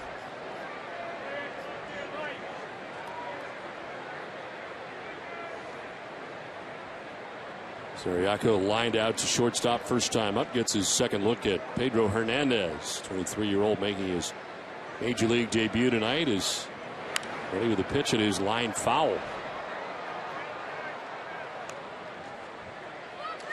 This copyrighted telecast is presented by authority of the Boston Red Sox, may not be reproduced or retransmitted in any form. The accounts and descriptions of this game may not be disseminated without express written consent of the Boston Red Sox. 1 out in the fourth. This is back through the middle and into center field. A base hit for Pedro Ciriaco. Red Sox have 8 hits. El Ciriaco, who lined out to the shortstop in his first at bat, goes right under the glove and right through the legs of Hernandez up the middle for the base hit. So Ciriaco at first base, who has 3 steals, has not been caught. Got 3 guys in a row that can really run: Ciriaco, Ellsbury, and Crawford. 1 out, 1 on, and here's Jacoby Ellsbury, 2 for 2. He doubled and scored in the first inning, singled and scored in the third inning.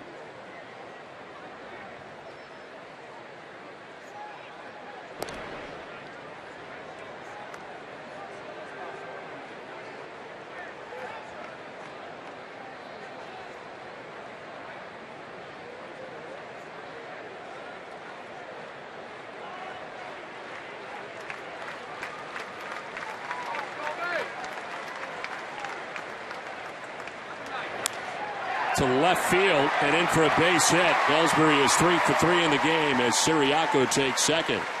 And the first 2 have gotten on here for the Red Sox after the strikeout of Shopik. Right toward the end of the bat for Jacoby Ellsbury, but as you mentioned, Don, 3 for 3 from the leadoff spot. Again, that cut fastball off the outside edge. And toward the end of the bat, serving it into left field for the base hit. 2 on, 1 away, and Carl Crawford coming up. Carl has struck out swinging and singled to center field, 1 for 2. He also scored a run.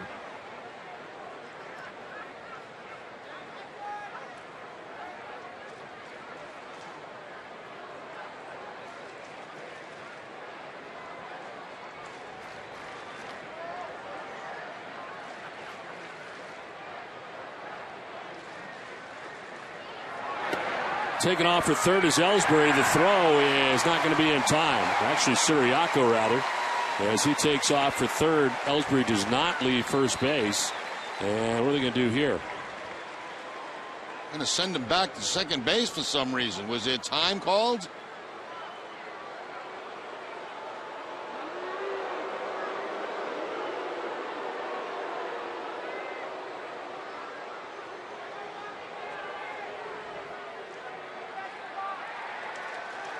Here comes Bobby Valentine. No sign of timeout here at home plate. Was time called somewhere else? Umpire's reaction at home is pretty quick.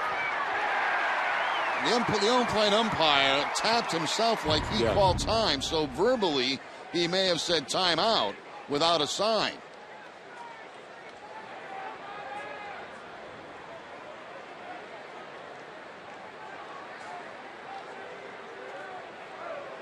So apparently time was out. Pitch does not count, and Siriaco back to second.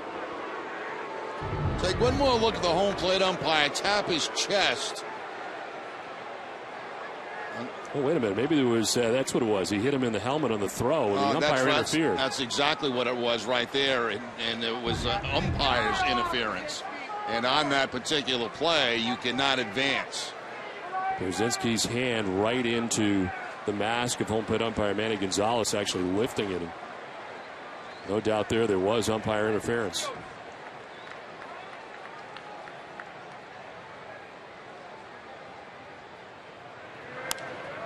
Here's a pop-up left side of the infield. Alexei Ramirez in the infield fly rule makes the catch for the second out of the inning.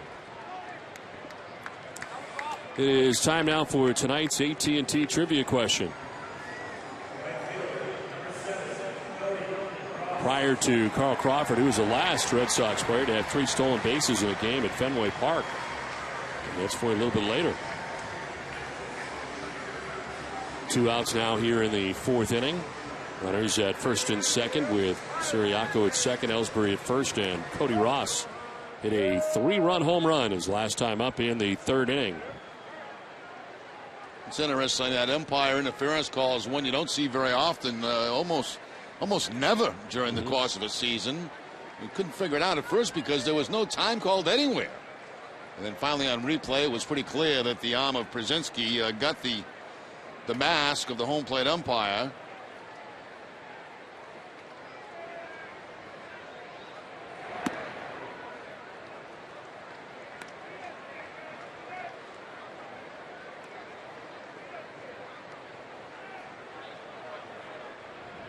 A home run for Ross in the 3rd inning. He is 14th of the year.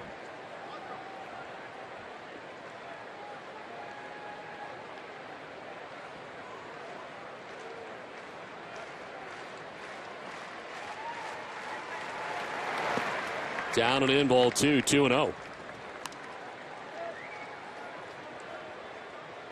Chopik struck out to begin the inning. Siriaco with a single to center. Ellsbury with a single to left. Crawford pops out to short, and it's 2 on, 2 down.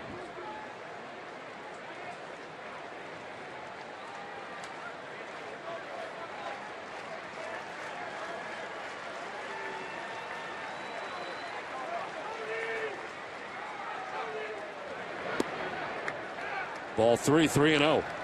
And you might as well give him the green light. I'm pretty sure that he'll have it here on this 3-0 count.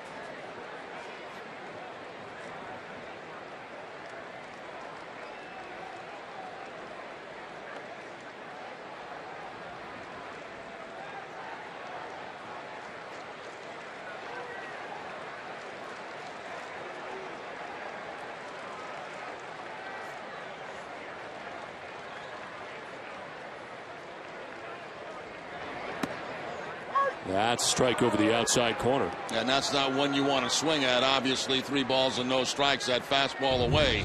He's got his zone narrowed down middle in. If it's not there, you just take it.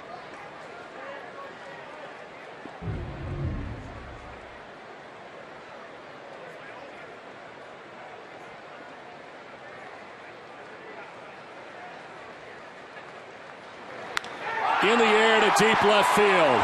High, deep, and very gone. Second 3-run home run of the night for Cody Ross. Red Sox lead it 7-1. What a night for Cody Ross.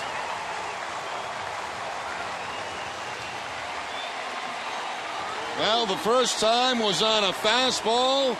The second time was on a changeup. There's the off-speed pitch that stays up in the zone, and Cody Ross all over it. How about that for 2 at-bats? 2 home runs, 6 runs batted in. Not bad.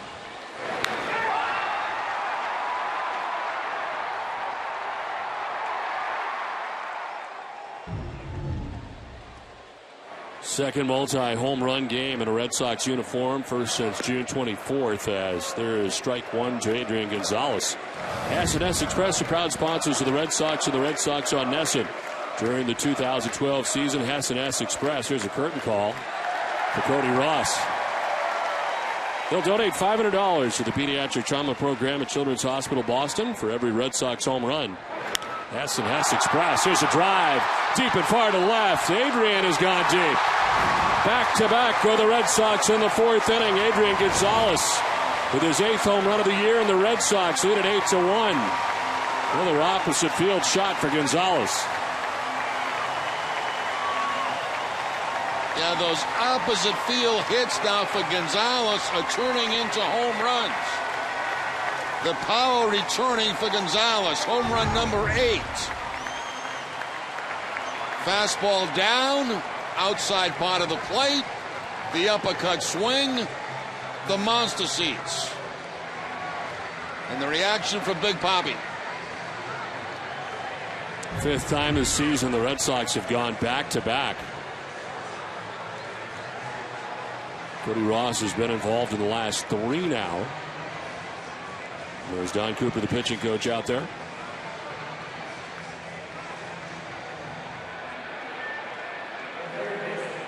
Up comes Will Middlebrooks as the rookie in his major league debut has given up 8 runs here in 3 2/3 innings. Will Middlebrooks 1 for 2, reached on an infield hit. His last time up being the 3rd inning.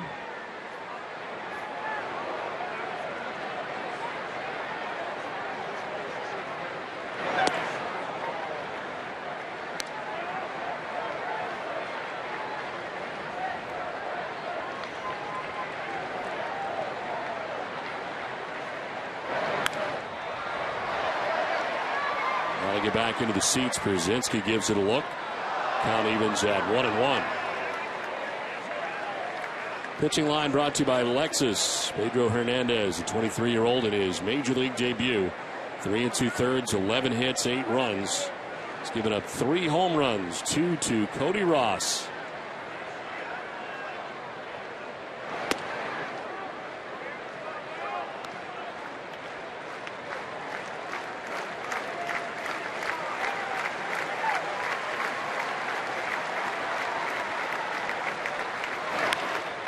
To right field, Rios was deep. He's coming in to make the running catch, basket style, to end the inning.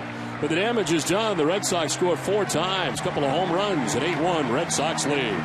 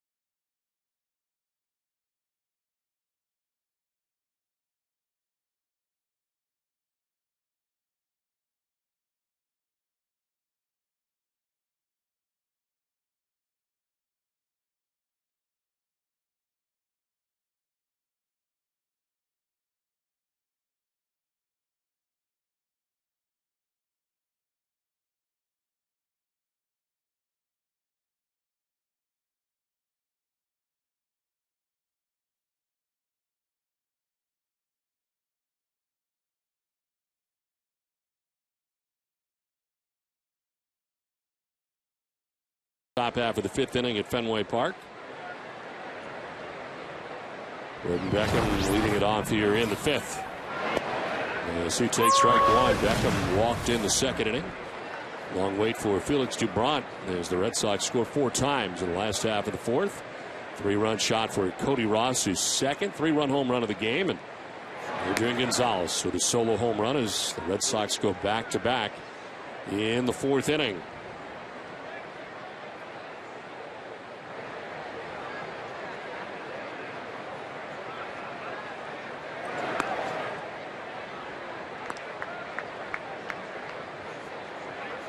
LeBron vying for his 10th win of the year, coming in at 9-4 into tonight's action.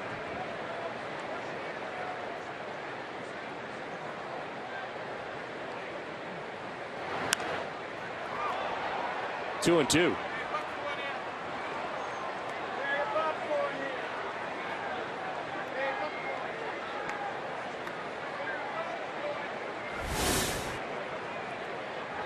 Alejandro Diaz waiting on deck. And we'll see Kevin Youkilis bat here in the 5th.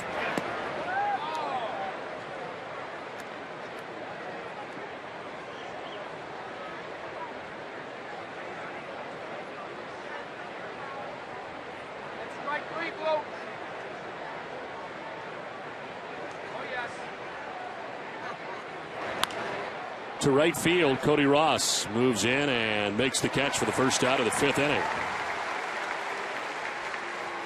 It's time now for the Kettle One honorable moment. 1 year ago today was crazy 8s for the Red Sox, and they scored 8 times in the 8th inning against Baltimore. The Sox sent 12 men to the plate, collecting 5 hits, 4 walks to break what was a 7-7 tie.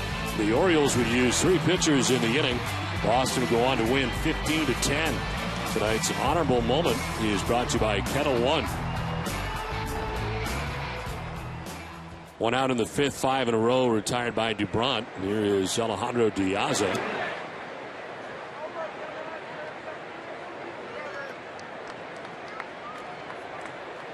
Diaz has singled and scored in the 1st inning, struck out swinging in the 2nd inning. Broken bat that goes into the seats. Ground ball to second. Siriaco throws him out. 2 down. So 2 outs here in the 5th inning. Dunkin' Donuts is proud to give back at every Red Sox home game. Dunkin' Donuts hosts a nonprofit children's organization. Thousands of kids have had the chance to catch a Sox game thanks to Dunkin' Donuts. Today we welcome the Weymouth Youth and Family Services from Weymouth, Mass. Dunkin' Donuts committed to the community.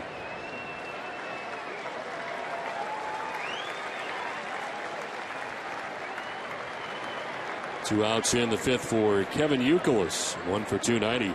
Singled in the 1st, flied out to left in the 3rd. 1 for 2.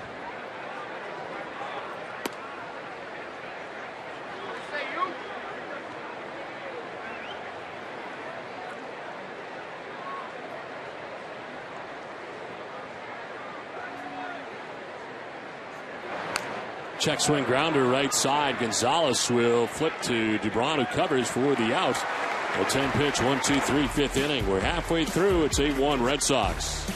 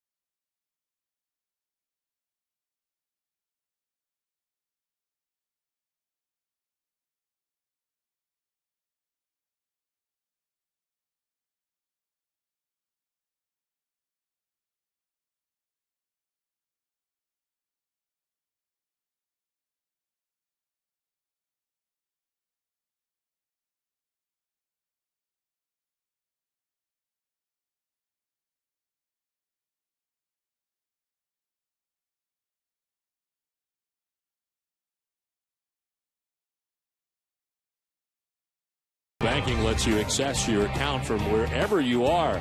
It's just one more way Eastern Bank is making banking easier. Learn more at easternbank.com. 8-1 Red Sox on top of the White Sox as we head to the last half of the fifth inning back at Fenway Park. Mauro Gomez will be leading it off. We'll see Mike Aviles and Kelly Shopping scheduled to bat in the inning. Red Sox getting a run in the first, 3 in the third, 4 in the fourth inning. Mauro Gomez, he's 0 for 2. He's returned to the major leagues. He's flied out to center, reached on a fielder's choice.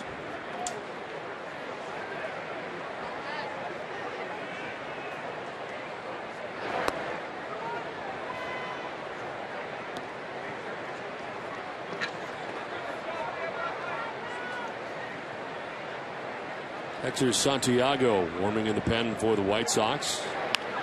It's on the ground left side. Ramirez at short. In trouble getting it out of his glove, and he's late. Gomez beats it out to start the inning. Yeah, Ramirez, he charged that ball like he wasn't expecting Gomez to be able to beat it out. And I think by the time he got to it right here, he's a little bit slow getting it out of his glove, and Gomez hustling down the line and really doesn't run all that well, beat it out. Yeah, he had trouble getting out of the glove. He couldn't get a grip on it. And that's all it takes to get a base hit. That's it, Don. You could have had that base hit. Well, the only member of the Red Sox not to have a hit tonight is now at the plate, Mike Aviles. A base hit by Mauro Gomez, who gets his first hit of the night. Aviles has fouled out to first and flied out to first. Paul Konerko both times up to the task.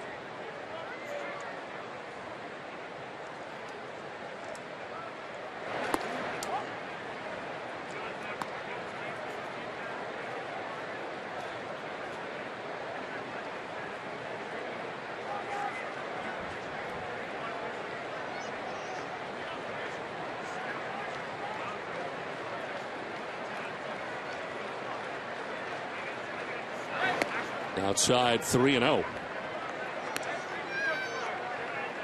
Hernandez has not walked anybody in the game. He has 2 strikeouts. Red Sox have combined to collect 12 hits off the rookie starter in his major league debut.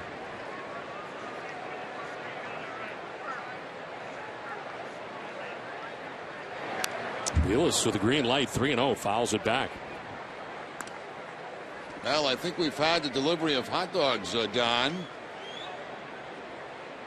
In between innings. I mean, that kid deserves it. That's a good sign. So hopefully they enjoy their first game and a Fenway Frank. Thank Lilly for delivering the hot dogs. Pitch is a swing and a miss. Aviles, who was ahead 3-0, now full count.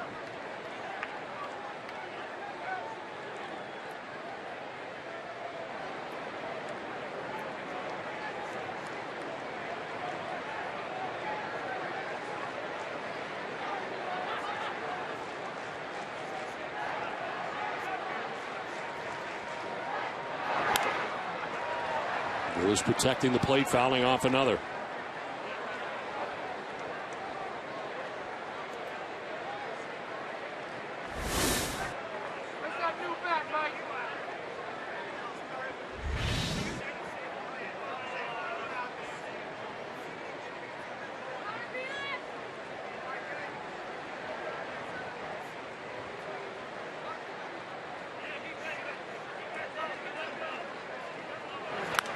In the air to deep left field down the line, but foul.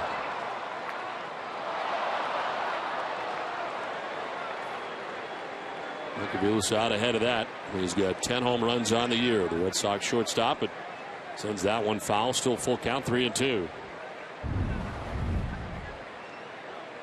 Good look from our camera down that left field line.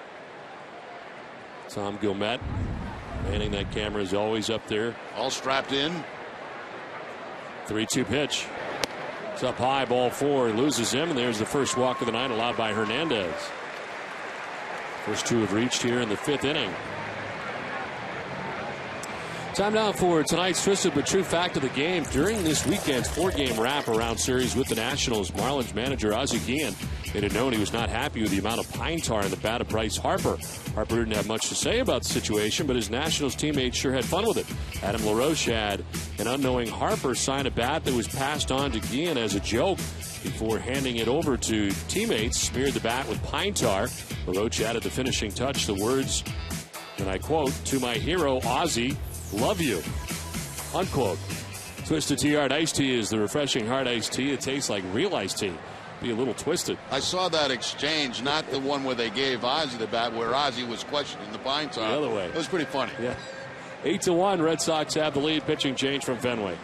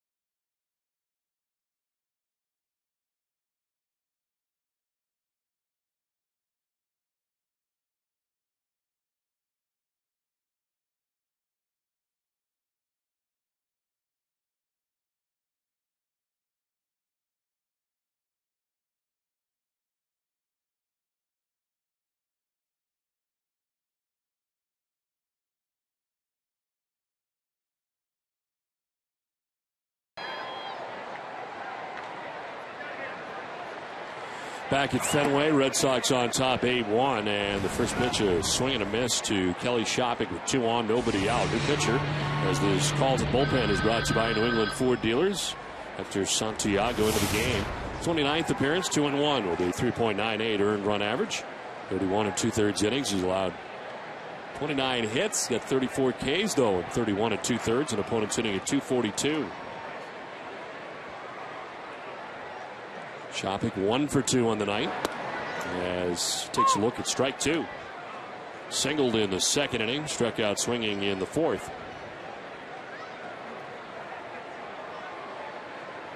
Moro Gomez reaching to begin the inning on an infield single. Lancavilas walked, so 2 on, nobody out. And a new pitcher for Chicago. Swing and a miss, and Shopping strikes out for the first out of the 5th inning. 3rd K for White Sox pitching. Santiago, a harder thrower than Hernandez. Fastball up about letter high to Shopping at about 94 miles an hour for the strikeout.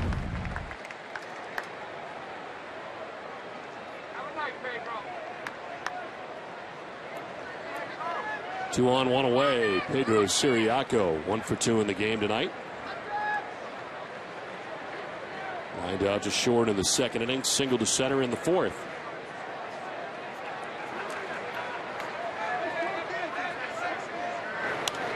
Will foul it off to the right, out of play. Red Sox bullpen with a 3.91 earned run average as a staff. It's comprised of 3 right-handers and 3 lefties. They got 5 rookies.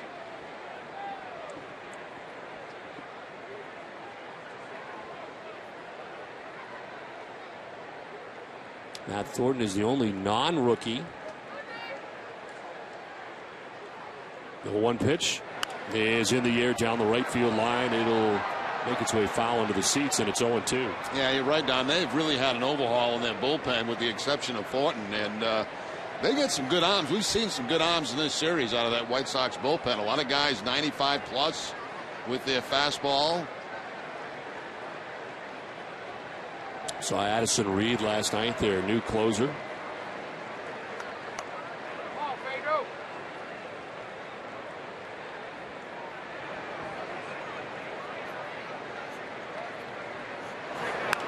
To left field, Viciedo is there, and he makes the catch for the second out. 2 down here in the 5th inning. It's time now for the answer to tonight's AT&T trivia question.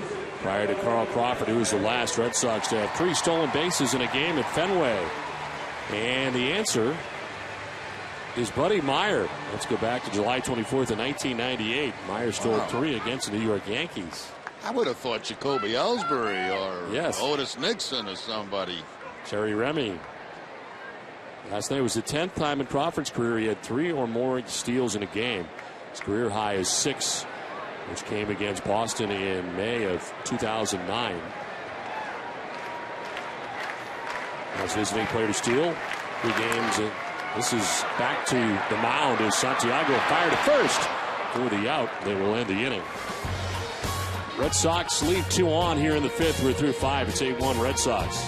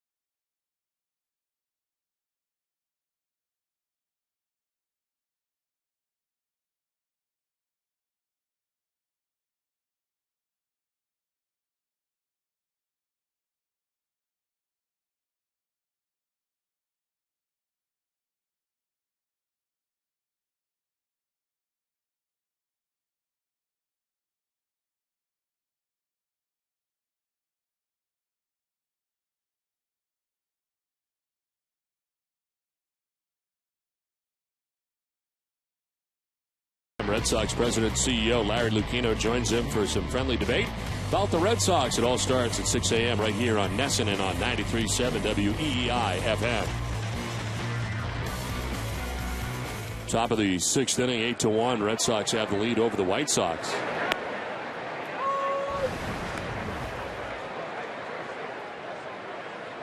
Adam Dunn leads it off. Paul Konerko, Alex Rios expected in the inning. Felix Dubron has now retired 7 Chicago White Sox in a row.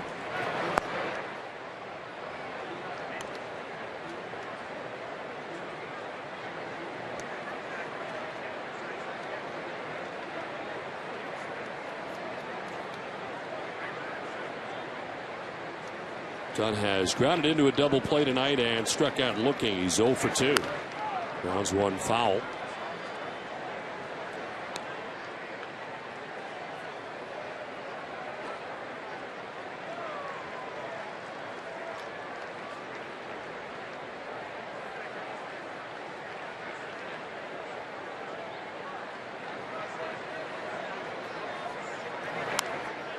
Jammed and fouls it back. Still 1-2.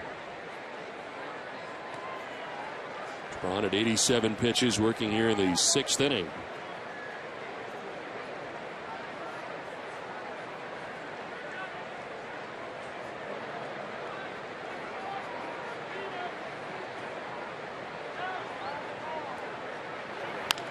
On the ground into the shift, Siriaco in short right field will throw Dunn out for the first out of the 6th inning as we check in with Jenny.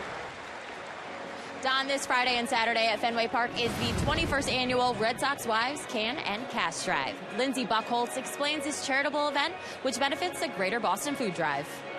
The goal is just to collect some food items or $10, which can go a long way. You wouldn't believe it, but it actually provides nearly 25 meals.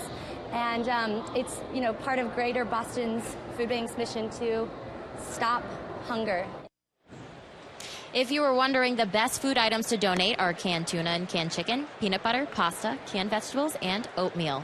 In eastern Massachusetts, 1 in 9 are at risk of hunger, and as many as 1 in 4 are children. Don, again, this is taking place this Friday and Saturday, and there will be tables located outside of every gate in the ballpark. You don't even need a ticket to participate. All right, thank you very much, Jenny. That's become a very big item every summer here at Fenway Park. It's been going on a long time now, too. Sure has. Red Sox wives do a great job with that. Konerko fouls it off, and the count is 1-2.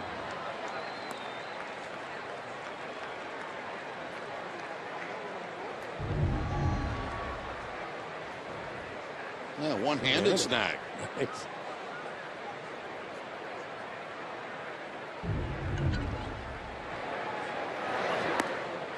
Outside 2-2.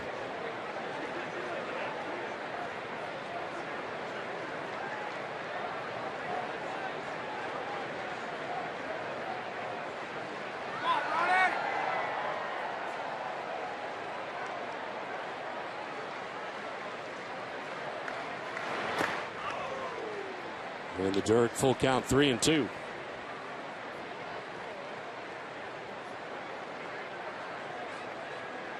Konerko has been on base twice tonight, had an RBI single back in the first inning, walked in the third.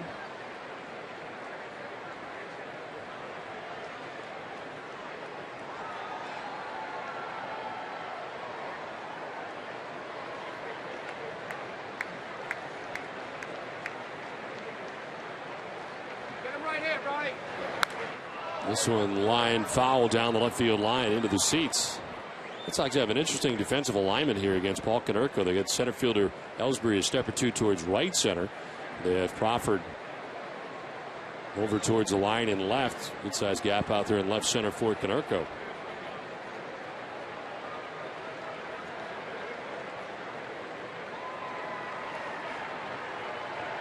.94 pitches now for DuBron. That just misses. DuBron wanted that. It's ball 4 and the third walk given up by DuBron. Second time he has walked Konerko tonight. Change up this time from DuBron. He wanted this pitch bad. Konerko jumping away again. Looked like a pitch right at the bottom of the strike zone. Pitching line brought to you by Ace Ticket. DuBron at 5 1/3, 4 hits, 1 run. He's walked 3, struck out 2, and up to 95 pitches. Dealing with Alex Rios now. Right fielder for the White Sox, 0 for 2. Check swing grounder. It is Gonzalez who will go to second base for 1. Back to first. DuBron covers for the out of double play. Ends the top of the 6th inning as we're through 5 1/2. Red Sox have an 8-1 lead.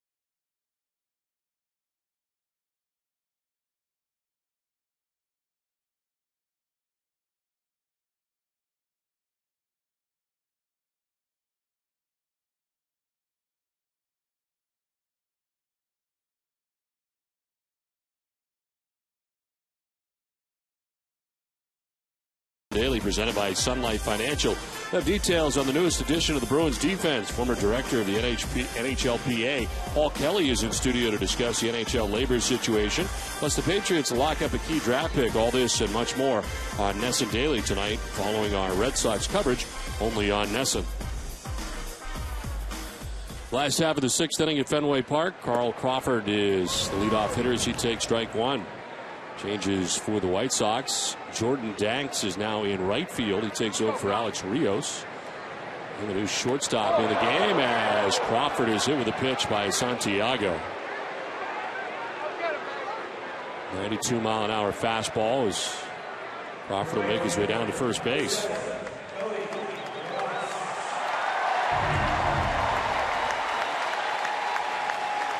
Right off the backside of Kyle Crawford on the fastball.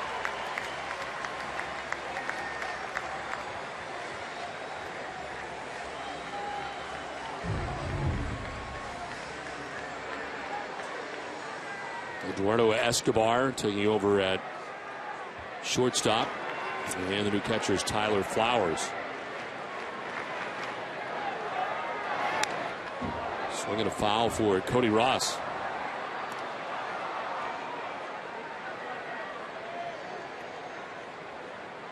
What a night it has been for Cody Ross. 2 3-run home runs in the game for Ross. First 3-run home run coming in the third, his second in the fourth. Home runs 14 and 15 on the year for the Red Sox right fielder.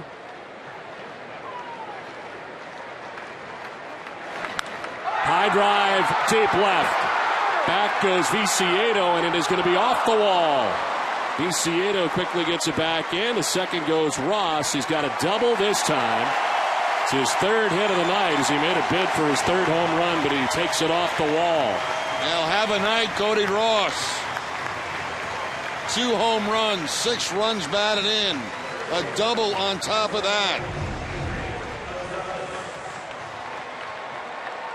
You know, left the bat, it looked like maybe it had a chance to be another one down that left field line, but this one grabs the wall.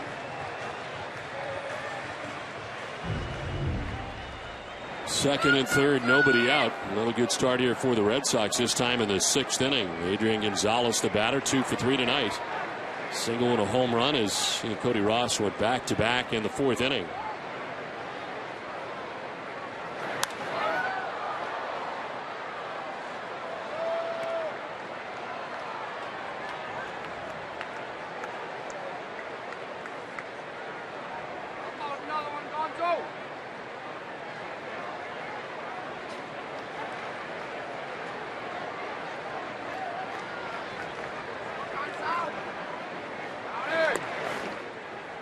Ball and a strike now to Adrian Gonzalez.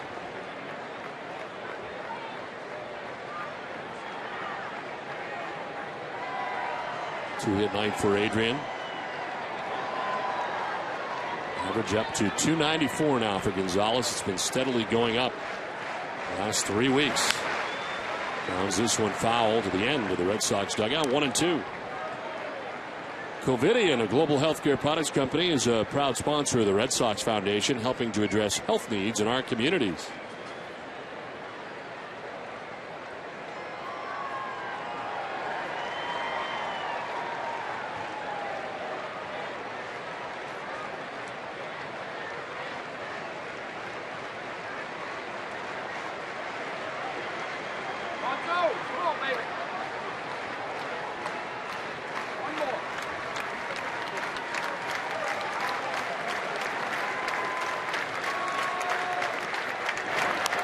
In the air, foul again. 1-2 still.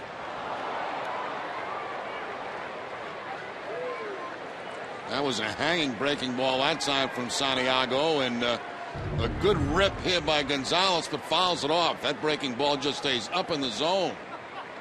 It's one that Gonzalez would like to have back. Let's go, Sonny.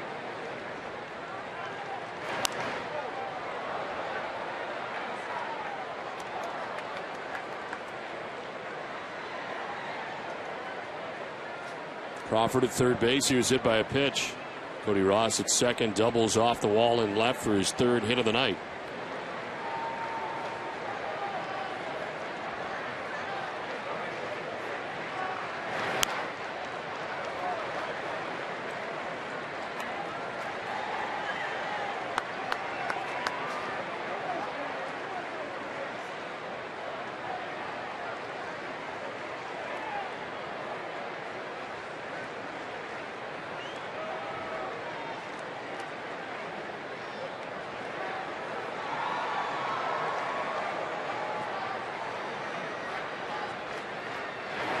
Gonzalez reaches out and will send this one foul as he slices it into the seats.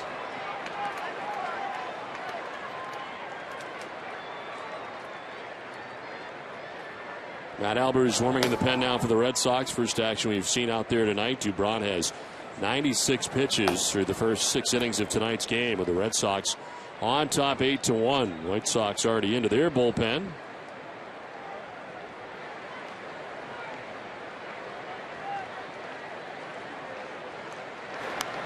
Adrian fights another one off foul. 95-mile-an-hour fastball that was up. Ninth pitch of the at-bat is coming up here for Adrian Gonzalez. He's fouled off a bunch.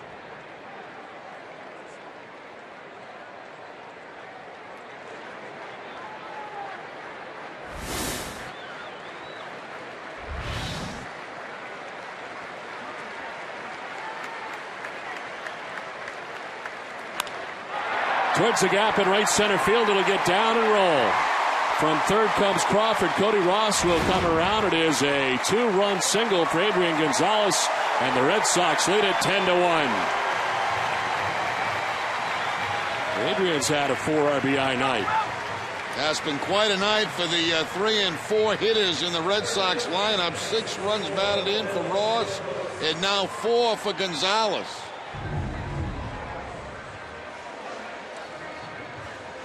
Takes the ball into right center field and drives in another couple of runs. Red Sox extend their lead to 10-1.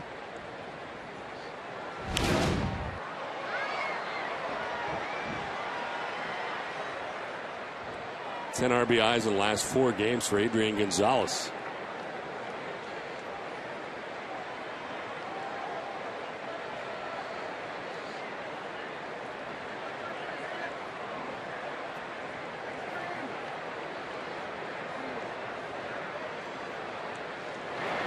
Middlebrooks takes strike 2, and it's 0-2.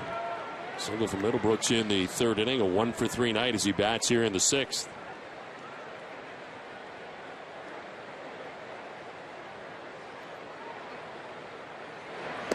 Swing and a miss. Middlebrooks down on strikes. Second strikeout for Santiago. And the first out here of the 6th inning.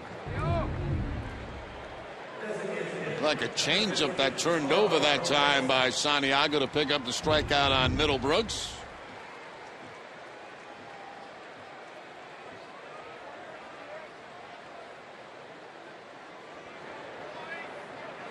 There's Mauro Gomez. Flied out center in the 2nd. Reached on a fielder's choice in the 3rd, and then had an infield hit in the 5th.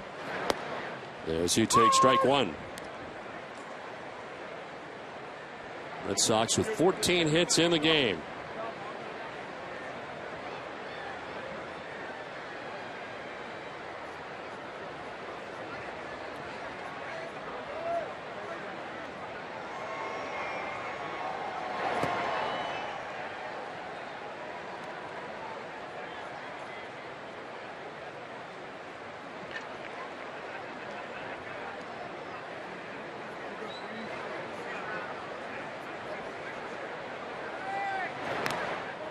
This one fouled off, and it's still 1-2.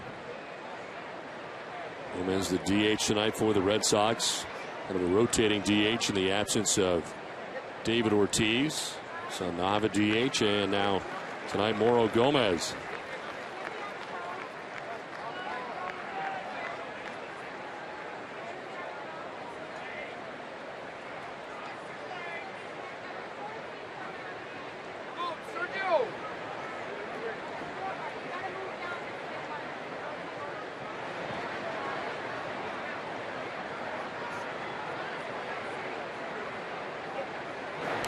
Gomez with a swing and a foul tip into the catcher's mitt for strike 3. Back-to-back Ks for Santiago. Now, the Amica Pit Zone is brought to you by Amica Insurance. Amica Insurance is not just how you're covered, it's how you're treated. And 2 home runs for Cody Ross. An inside fastball in the 3rd inning and a changeup that hangs up high in the 4th inning. Those 2 home runs brought in 6 runs for the Red Sox.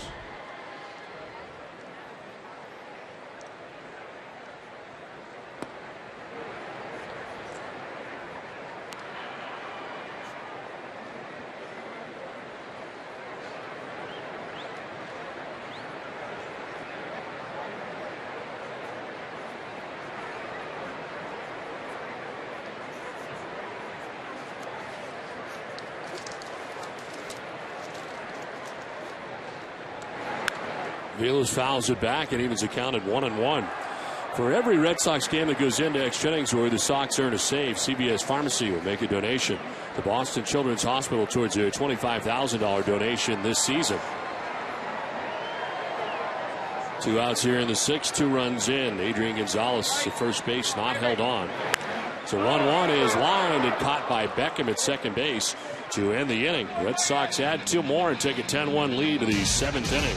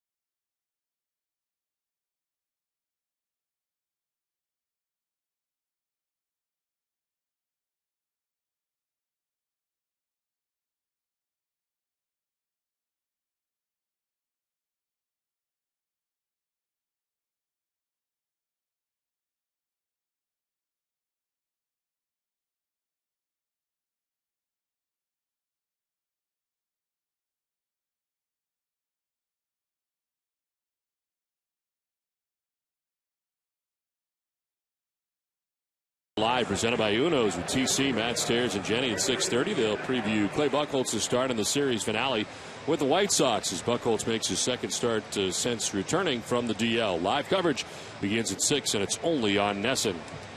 Changes for the Red Sox as we head to the top half of the 7th inning back at Fenway Park. Ryan Sweeney now in center field for Boston. In left is Daniel Nava. 10-1, Red Sox have the lead. Escobar leading it off here for the White Sox, and the new pitcher is Matt Albers. His 35th appearance, 2-0 with a 2.27 earned run average, 35 2/3 innings. Opponent's hitting at just 208 against the sinker ball pitcher Matt Albers. Escobar wheel grounded foul.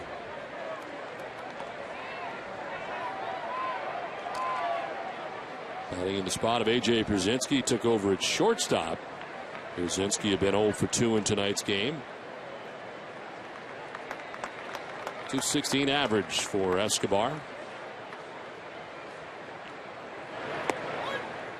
Strike 3 call.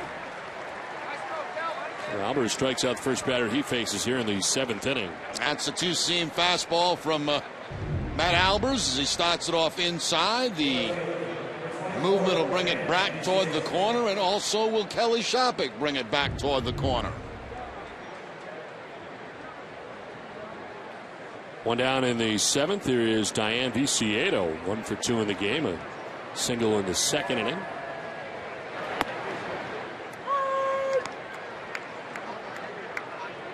Had a nice nap at the ballpark this afternoon. Really? Oh, went out like a light. It's unbelievable. Came here to take a nap? Well, what happened is I had an early lunch in Boston. Mm-hmm. Yes. And I had nowhere to go, so I came to the ballpark, and it was much too early to start working. And I just kind of sat up here and kicked back in the chair, put my feet up on the desk, and out. How long do you think you were out for? A good hour and 15 minutes. It's nice. And then when I woke up, I felt like I could go back to sleep. It was great. You're a big fan of the nap. You've napped up here between games of doubleheaders. I have, yes. It's a nice place. Put I the think I've AC even on. napped here during rain delays. Yes, you Very have. comfortable. Yeah. In fact, we were caught on camera. I think both of us sleeping during a rain delay the year before last. I think you're right, yeah. Let's go, Scotty. 2-1 pitch coming up.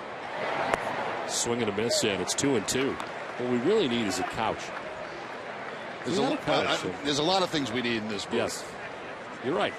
There's a lot of things. There are some things we're missing. I mean, we have tours of booth around the league, but we don't have tours of our booth. No one's ever seen this booth. No. Why do you think that is? We've had tours, which you seem to miss. Yes. But you missed one today. No, but I mean the tour of the booth. Yeah. On the ground is short. Aviles is there.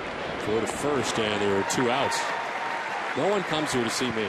Trust me. No, they do. They don't come here to see me. No, they do, here. Don, because you were having dinner, which I explained. You know, I explained to the folks that your schedule was very tight because you had to go down and do a hit for BZ and do different things, and they wanted to meet you badly. It was a nice family, wonderful family came up, and we had a nice chat. We took pictures, signed some autographs, and I went back and I saw you were still eating. So I want to remind you that tomorrow there's another tour coming in. And I think what time? I think about the same time, 5:15. I will be here, Jerry. And I know these folks would love to meet you. They all want to come down and sit in your chair, you know, see the view that we have. Yes, very comfortable. You get to meet Wally. Yeah. Back to the booth, though. We have not had a tour of the booth. No, I don't understand why. I don't get it. We've had tour of booths on the road. Yes. Kansas City, Seattle. We've got Teddy up there. Yep. Chris Nicini. Chris up there. You get everything. Everything's going on up at the back. A lot of stuff going on back there in the booth. The ladders. Got a lot of wires. There are a lot of wires. A lot of wires. That back left corner. There's a lot of wires. Wires from. I think there's more wires in this booth than any booth that we go into. Where do they go to? I don't know. Those wires in the back left corner. Where do they go? Keith says they go to your headset. Wires back there from 1989, the first season that this booth was up here. The 2-1 is inside, 3-1.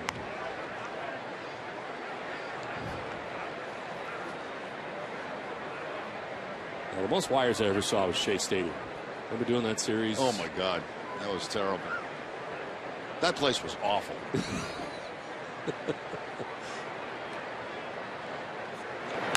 This is on the ground, softly towards short. Aviles will charge and throw, and it's in time.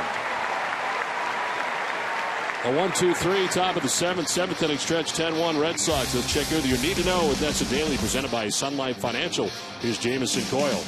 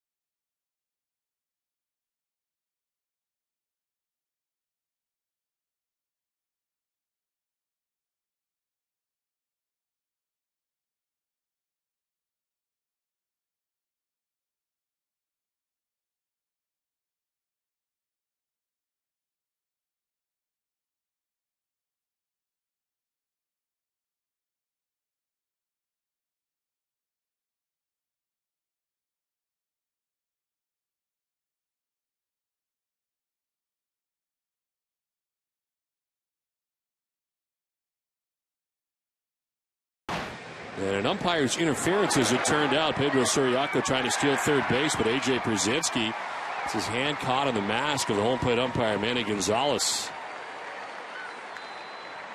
Coors Light Freeze Can brought to you by Frost Brewed Coors Light, the world's most refreshing beer. Pedro Suriaco had to go back to second base in that instance. Last half of the seventh inning back at Fenway Park. Kelly Shopik leading it off and taking strike one. Hector Santiago back out there again. He's been in the game since the fifth. He starts the seventh inning. Shopik 1 for 3 in the game. Single in the second. And he struck out twice since. You know, some of us like to sleep in the booth and some of us like to dance in the booth. And I know that every once in a while you like to break into a dance in the booth. I don't know what exactly you're doing. Last night, I think, is what you're talking about, right? Yes, last night. Yes. Last night, I was asked to show you a couple of my different dances because I have several. Pitches outside, and it's 2-1, and I offered you the sprinkler, which is something that is, I think, very popular. In the clubs today. I'll bet you see it everywhere you go. It looks strange in the booth when we're just hanging out when it's you and me. Yeah. But in the middle of a club, I mean, it's hot. Is it really? Yeah, oh yeah. When's the last time you've been to a club? 16, 17 years. Because when I was looking at, you didn't think it was hot? I didn't think it was so hot. I don't know. 3-1 pitch. He is in there for a strike. Shopik gets the bad news. And it's a full count, 3-2.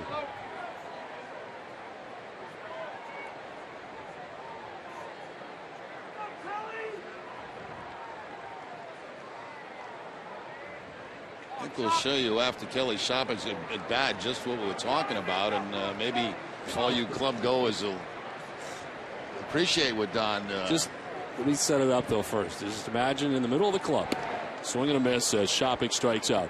Not here in the booth, not alone with Jerry. Middle of the club, you pack, you got people all the way around you dancing at the same time, and you see this. Huh? It's the sprinkler, Jerry. You see that in the club? Yes. This is the shopping cart. Back to the sprinkler. You mix it up in the middle. That's bad. Yes, that's it, Jerry. You got it. The sprinkler.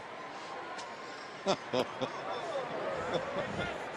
Suriaco. What I got to deal with this all year long. Started the sprinkler, went to the shopping cart, went back to the sprinkler. Because the shopping cart wasn't working. This one was fouled down the right field line, out of play. 1-1. Takes us to an Ask Jerry question. Oh, God. Who's a better dancer? I think it's clear. We just saw. There's very little doubt. You don't even know the sprinkler. How could it possibly be you? Well, to right field. Danks is out there. He'll make the catch for the second out of the seventh inning. Let me put it this way, Don. I come from a dance background. I know. And, yes. And the sprinkler was not very difficult to pick up. I mean, I got it right away. And you might not believe this, but in my younger days, I could clear a dance floor. I believe it. I could clear a dance floor. Now, you're a gentleman who went to, was it Studio 54 in New York? Yeah. So you've been there. Yeah. Can't just go in there and do the sprinkler. No. There's a lot you could do at Studio 54, but the sprinkler was not one of them. Well, I'll teach you. Once you get it down, you'll see. I got it down. Oh, it's not that tough. Not really. No. You're just patting your head.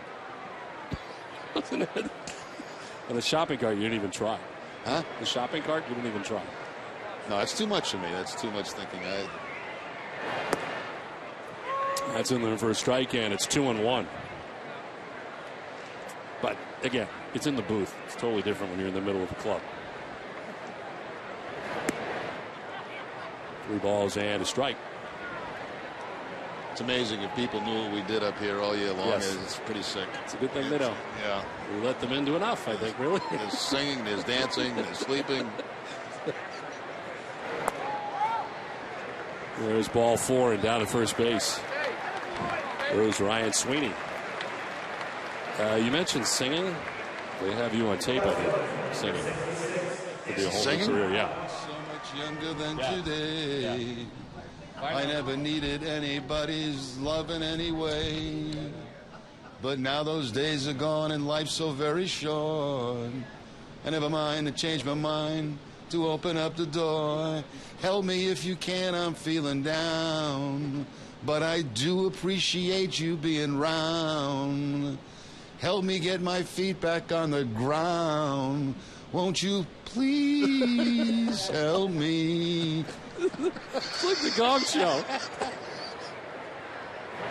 Here's a fly ball out to the center field. I had to leave. I don't know if you noticed, but I left very early in that.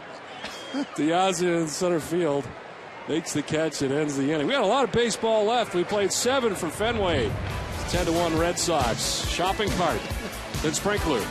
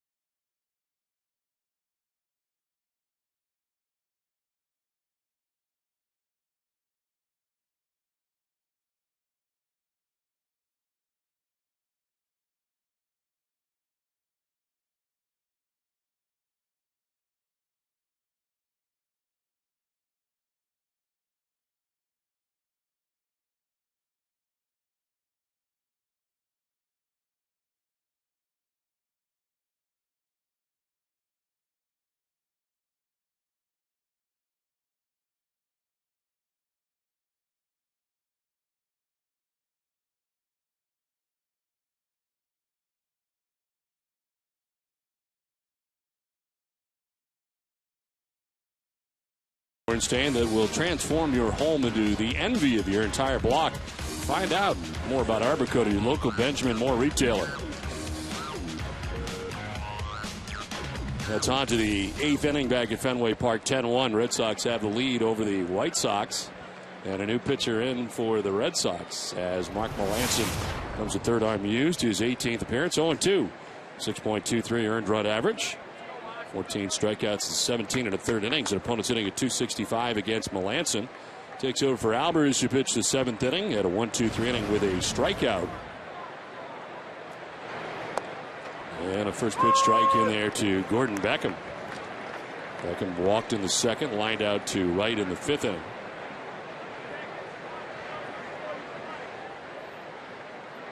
And Melanson really has been incredible in his return to the Red Sox from Pawtucket. This one's back at him. He will flip to first for out number 1. Well, for over 100 years, Gulf Oil and the Boston Red Sox have been proud to be a part of American history. Moving forward, Gulf is thrilled to serve as the official electricity supplier to Fenway Park as it celebrates its 100th birthday.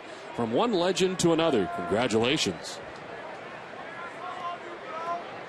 On the phone, Bob McClure, the pitching coach, as Melanson gets the first out here of the 8th.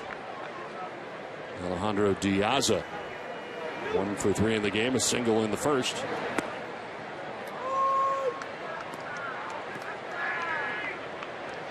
Mason Septimo is warming in the pen. We saw him in game 1 of the series.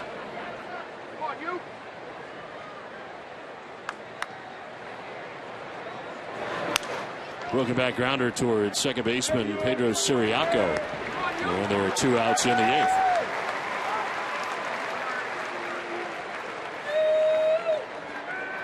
Red Sox Nation, if you need medical care while here at Fenway Park, visit the Beth Israel Deaconess First Aid Stand behind Section 12. Beth Israel Deaconess Medical Center is the official hospital of the Boston Red Sox. Visit them at bidmc.org. 2 outs in the 8th. 6 in a row retired by Red Sox pitching. Here is Kevin Youkilis, who takes strike 1. Youkilis had a single back in the first inning, a 1-for-3 night.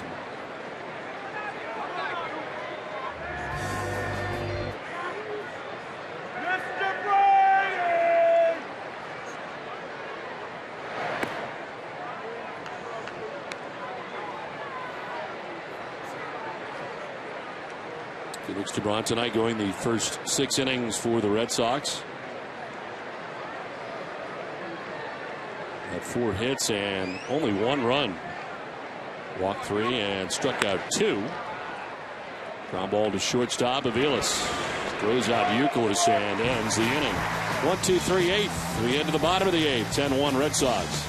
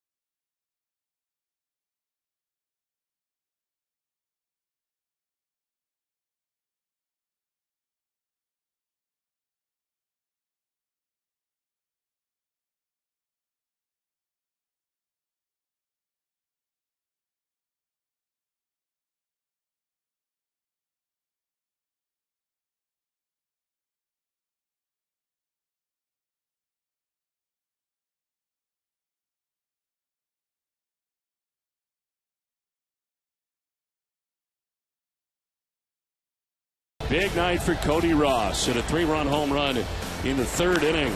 Gave the Red Sox a 4-1 lead. Game was tied 1-1 then. Then he would do it again in the 4th inning. Another 3-run home run. Red Sox would go back-to-back. Adrian Gonzalez on a solo shot.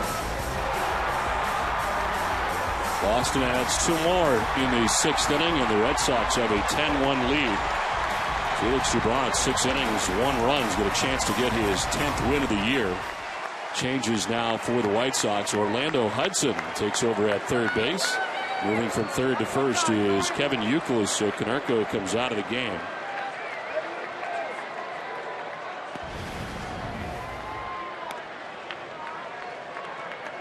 The pitcher for the White Sox, Mason Septimo, makes his 7th appearance, 0-1 with a 7.20 earned run average. His 2nd appearance of the series. 5 innings, a 167 opponent batting average.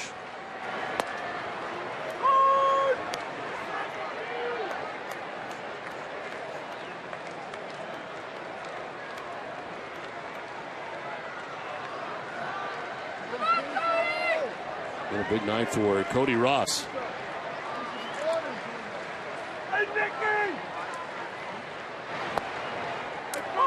Ross will take the strike, and it's 1-2. On deck for the Red Sox, Nick Punto has come out here. He would bat for Adrian Gonzalez.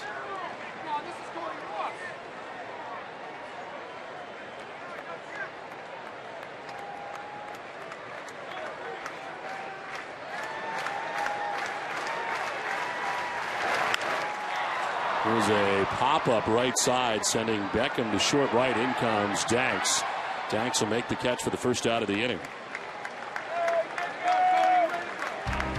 Boston Red Sox baseball on NESN is brought to you by Eastern Bank. At Eastern Bank, we're made of free checking. It's got nothing to hide, which means no fees or any other types of curveballs.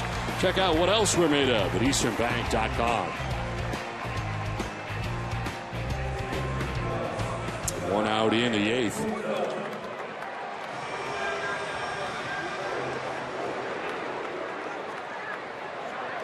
Inning is Nick Punto here for Adrian Gonzalez, who had been 3 for 4 in the game. Adrian had his 8th home run of the year and a 4 RBI night, and now 55 RBIs on the season. But it is Punto here for the Red Sox on top, 10-1. Here's a pop-up right side. Beckham, the second baseman, in short right, 2 down.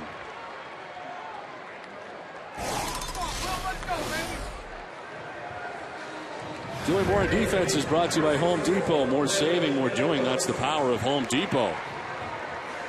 Double play that ended the 6th inning, started by Adrian Gonzalez and finished by Felix Doubront at first base. The Red Sox are able to turn that to end the 6th. 2 outs here in the 8th. I was actually supposed to do that, but I had no clue what they were putting up. There was a little bit of confusion, so I just took over.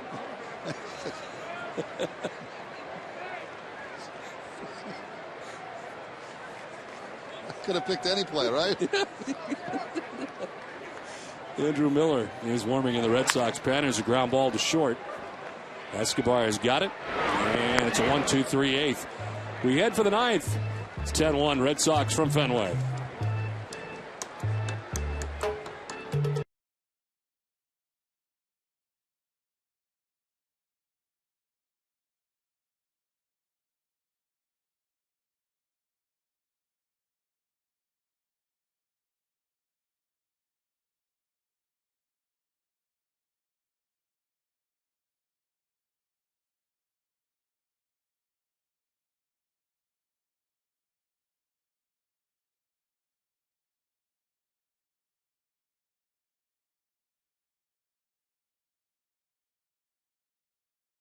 Tonight as they've been big. Well, it was the Cody Ross show tonight in this ball game. A tremendous game for Cody. 2 home runs, 6 runs batted in. Adrian Gonzalez also with 4 RBIs in the ball game tonight. But let's not forget the job also that Felix Doubront did.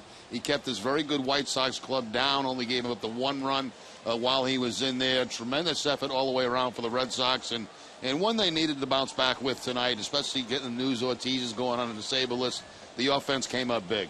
Felix Doubront gets his 10th win of the season. The Red Sox have a chance to win the series. They send Clay Buchholz to the hill in Game 4. We'll have it for you right here on NESN as we send it back to NESN Daily.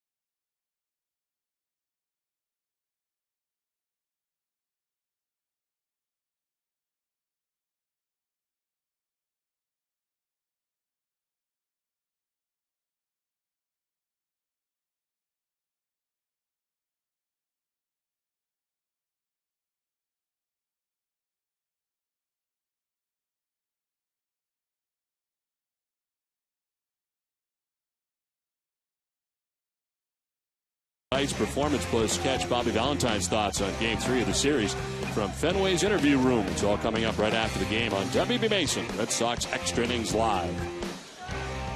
Ninth inning, 10-1. Red Sox on top, out hitting the White Sox 14-4 as Nick Punto stays in the game. He hit for Adrian Gonzalez. Now takes over defensively as Adam Dunn is facing the new Red Sox pitcher here in the ninth inning as Andrew Miller makes his way into the game. Fourth pitcher used by the Red Sox tonight. His 28th appearance, 2-1 with a 3.05 earned run average. 23 strikeouts and 20 2/3 for Miller. 0 for 3 night tonight for the White Sox DH. As Dunn looks at strike one.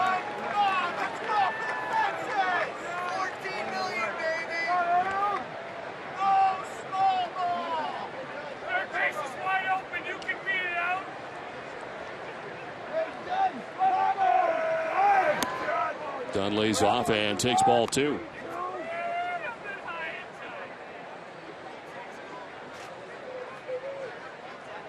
Crowd filtering out here with the score 10-1, and Adam Dunn getting some suggestions from the fans in behind home plate from time to time.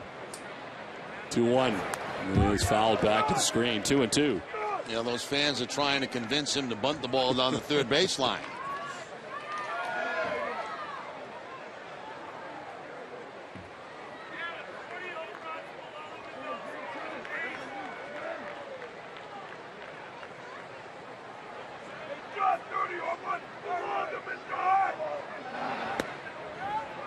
That'll miss outside. Full count, 3-2.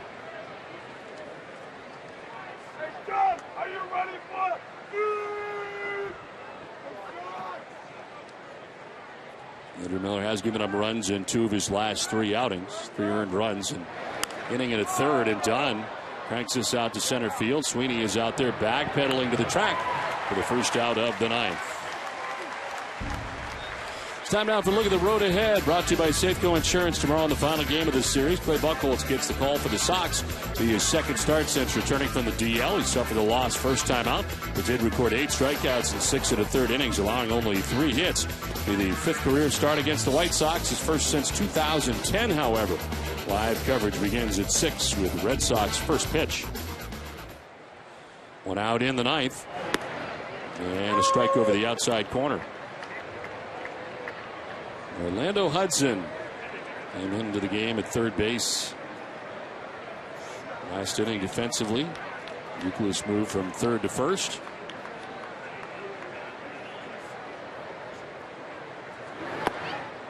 Late on the cut, 96 on the fastball, 0-2.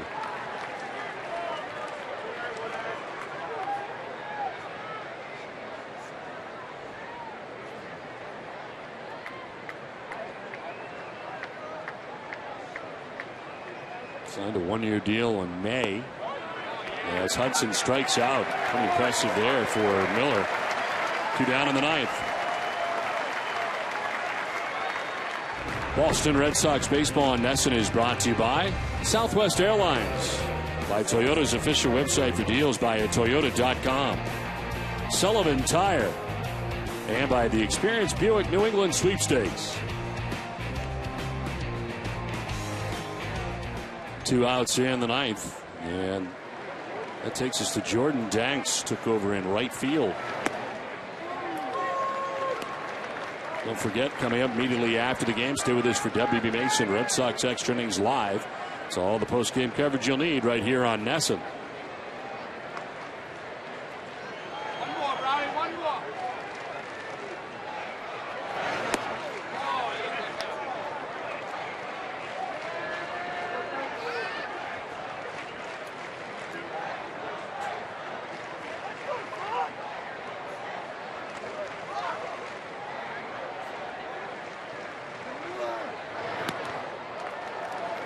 1-2, and the White Sox are down their last strike.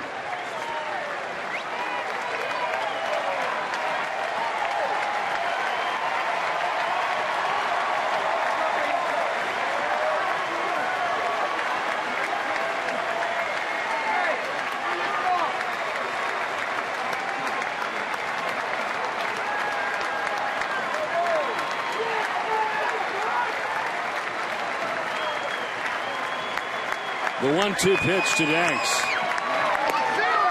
In there for strike 3, and the Red Sox win. Well, an offensive attack tonight for the Red Sox. It was very impressive.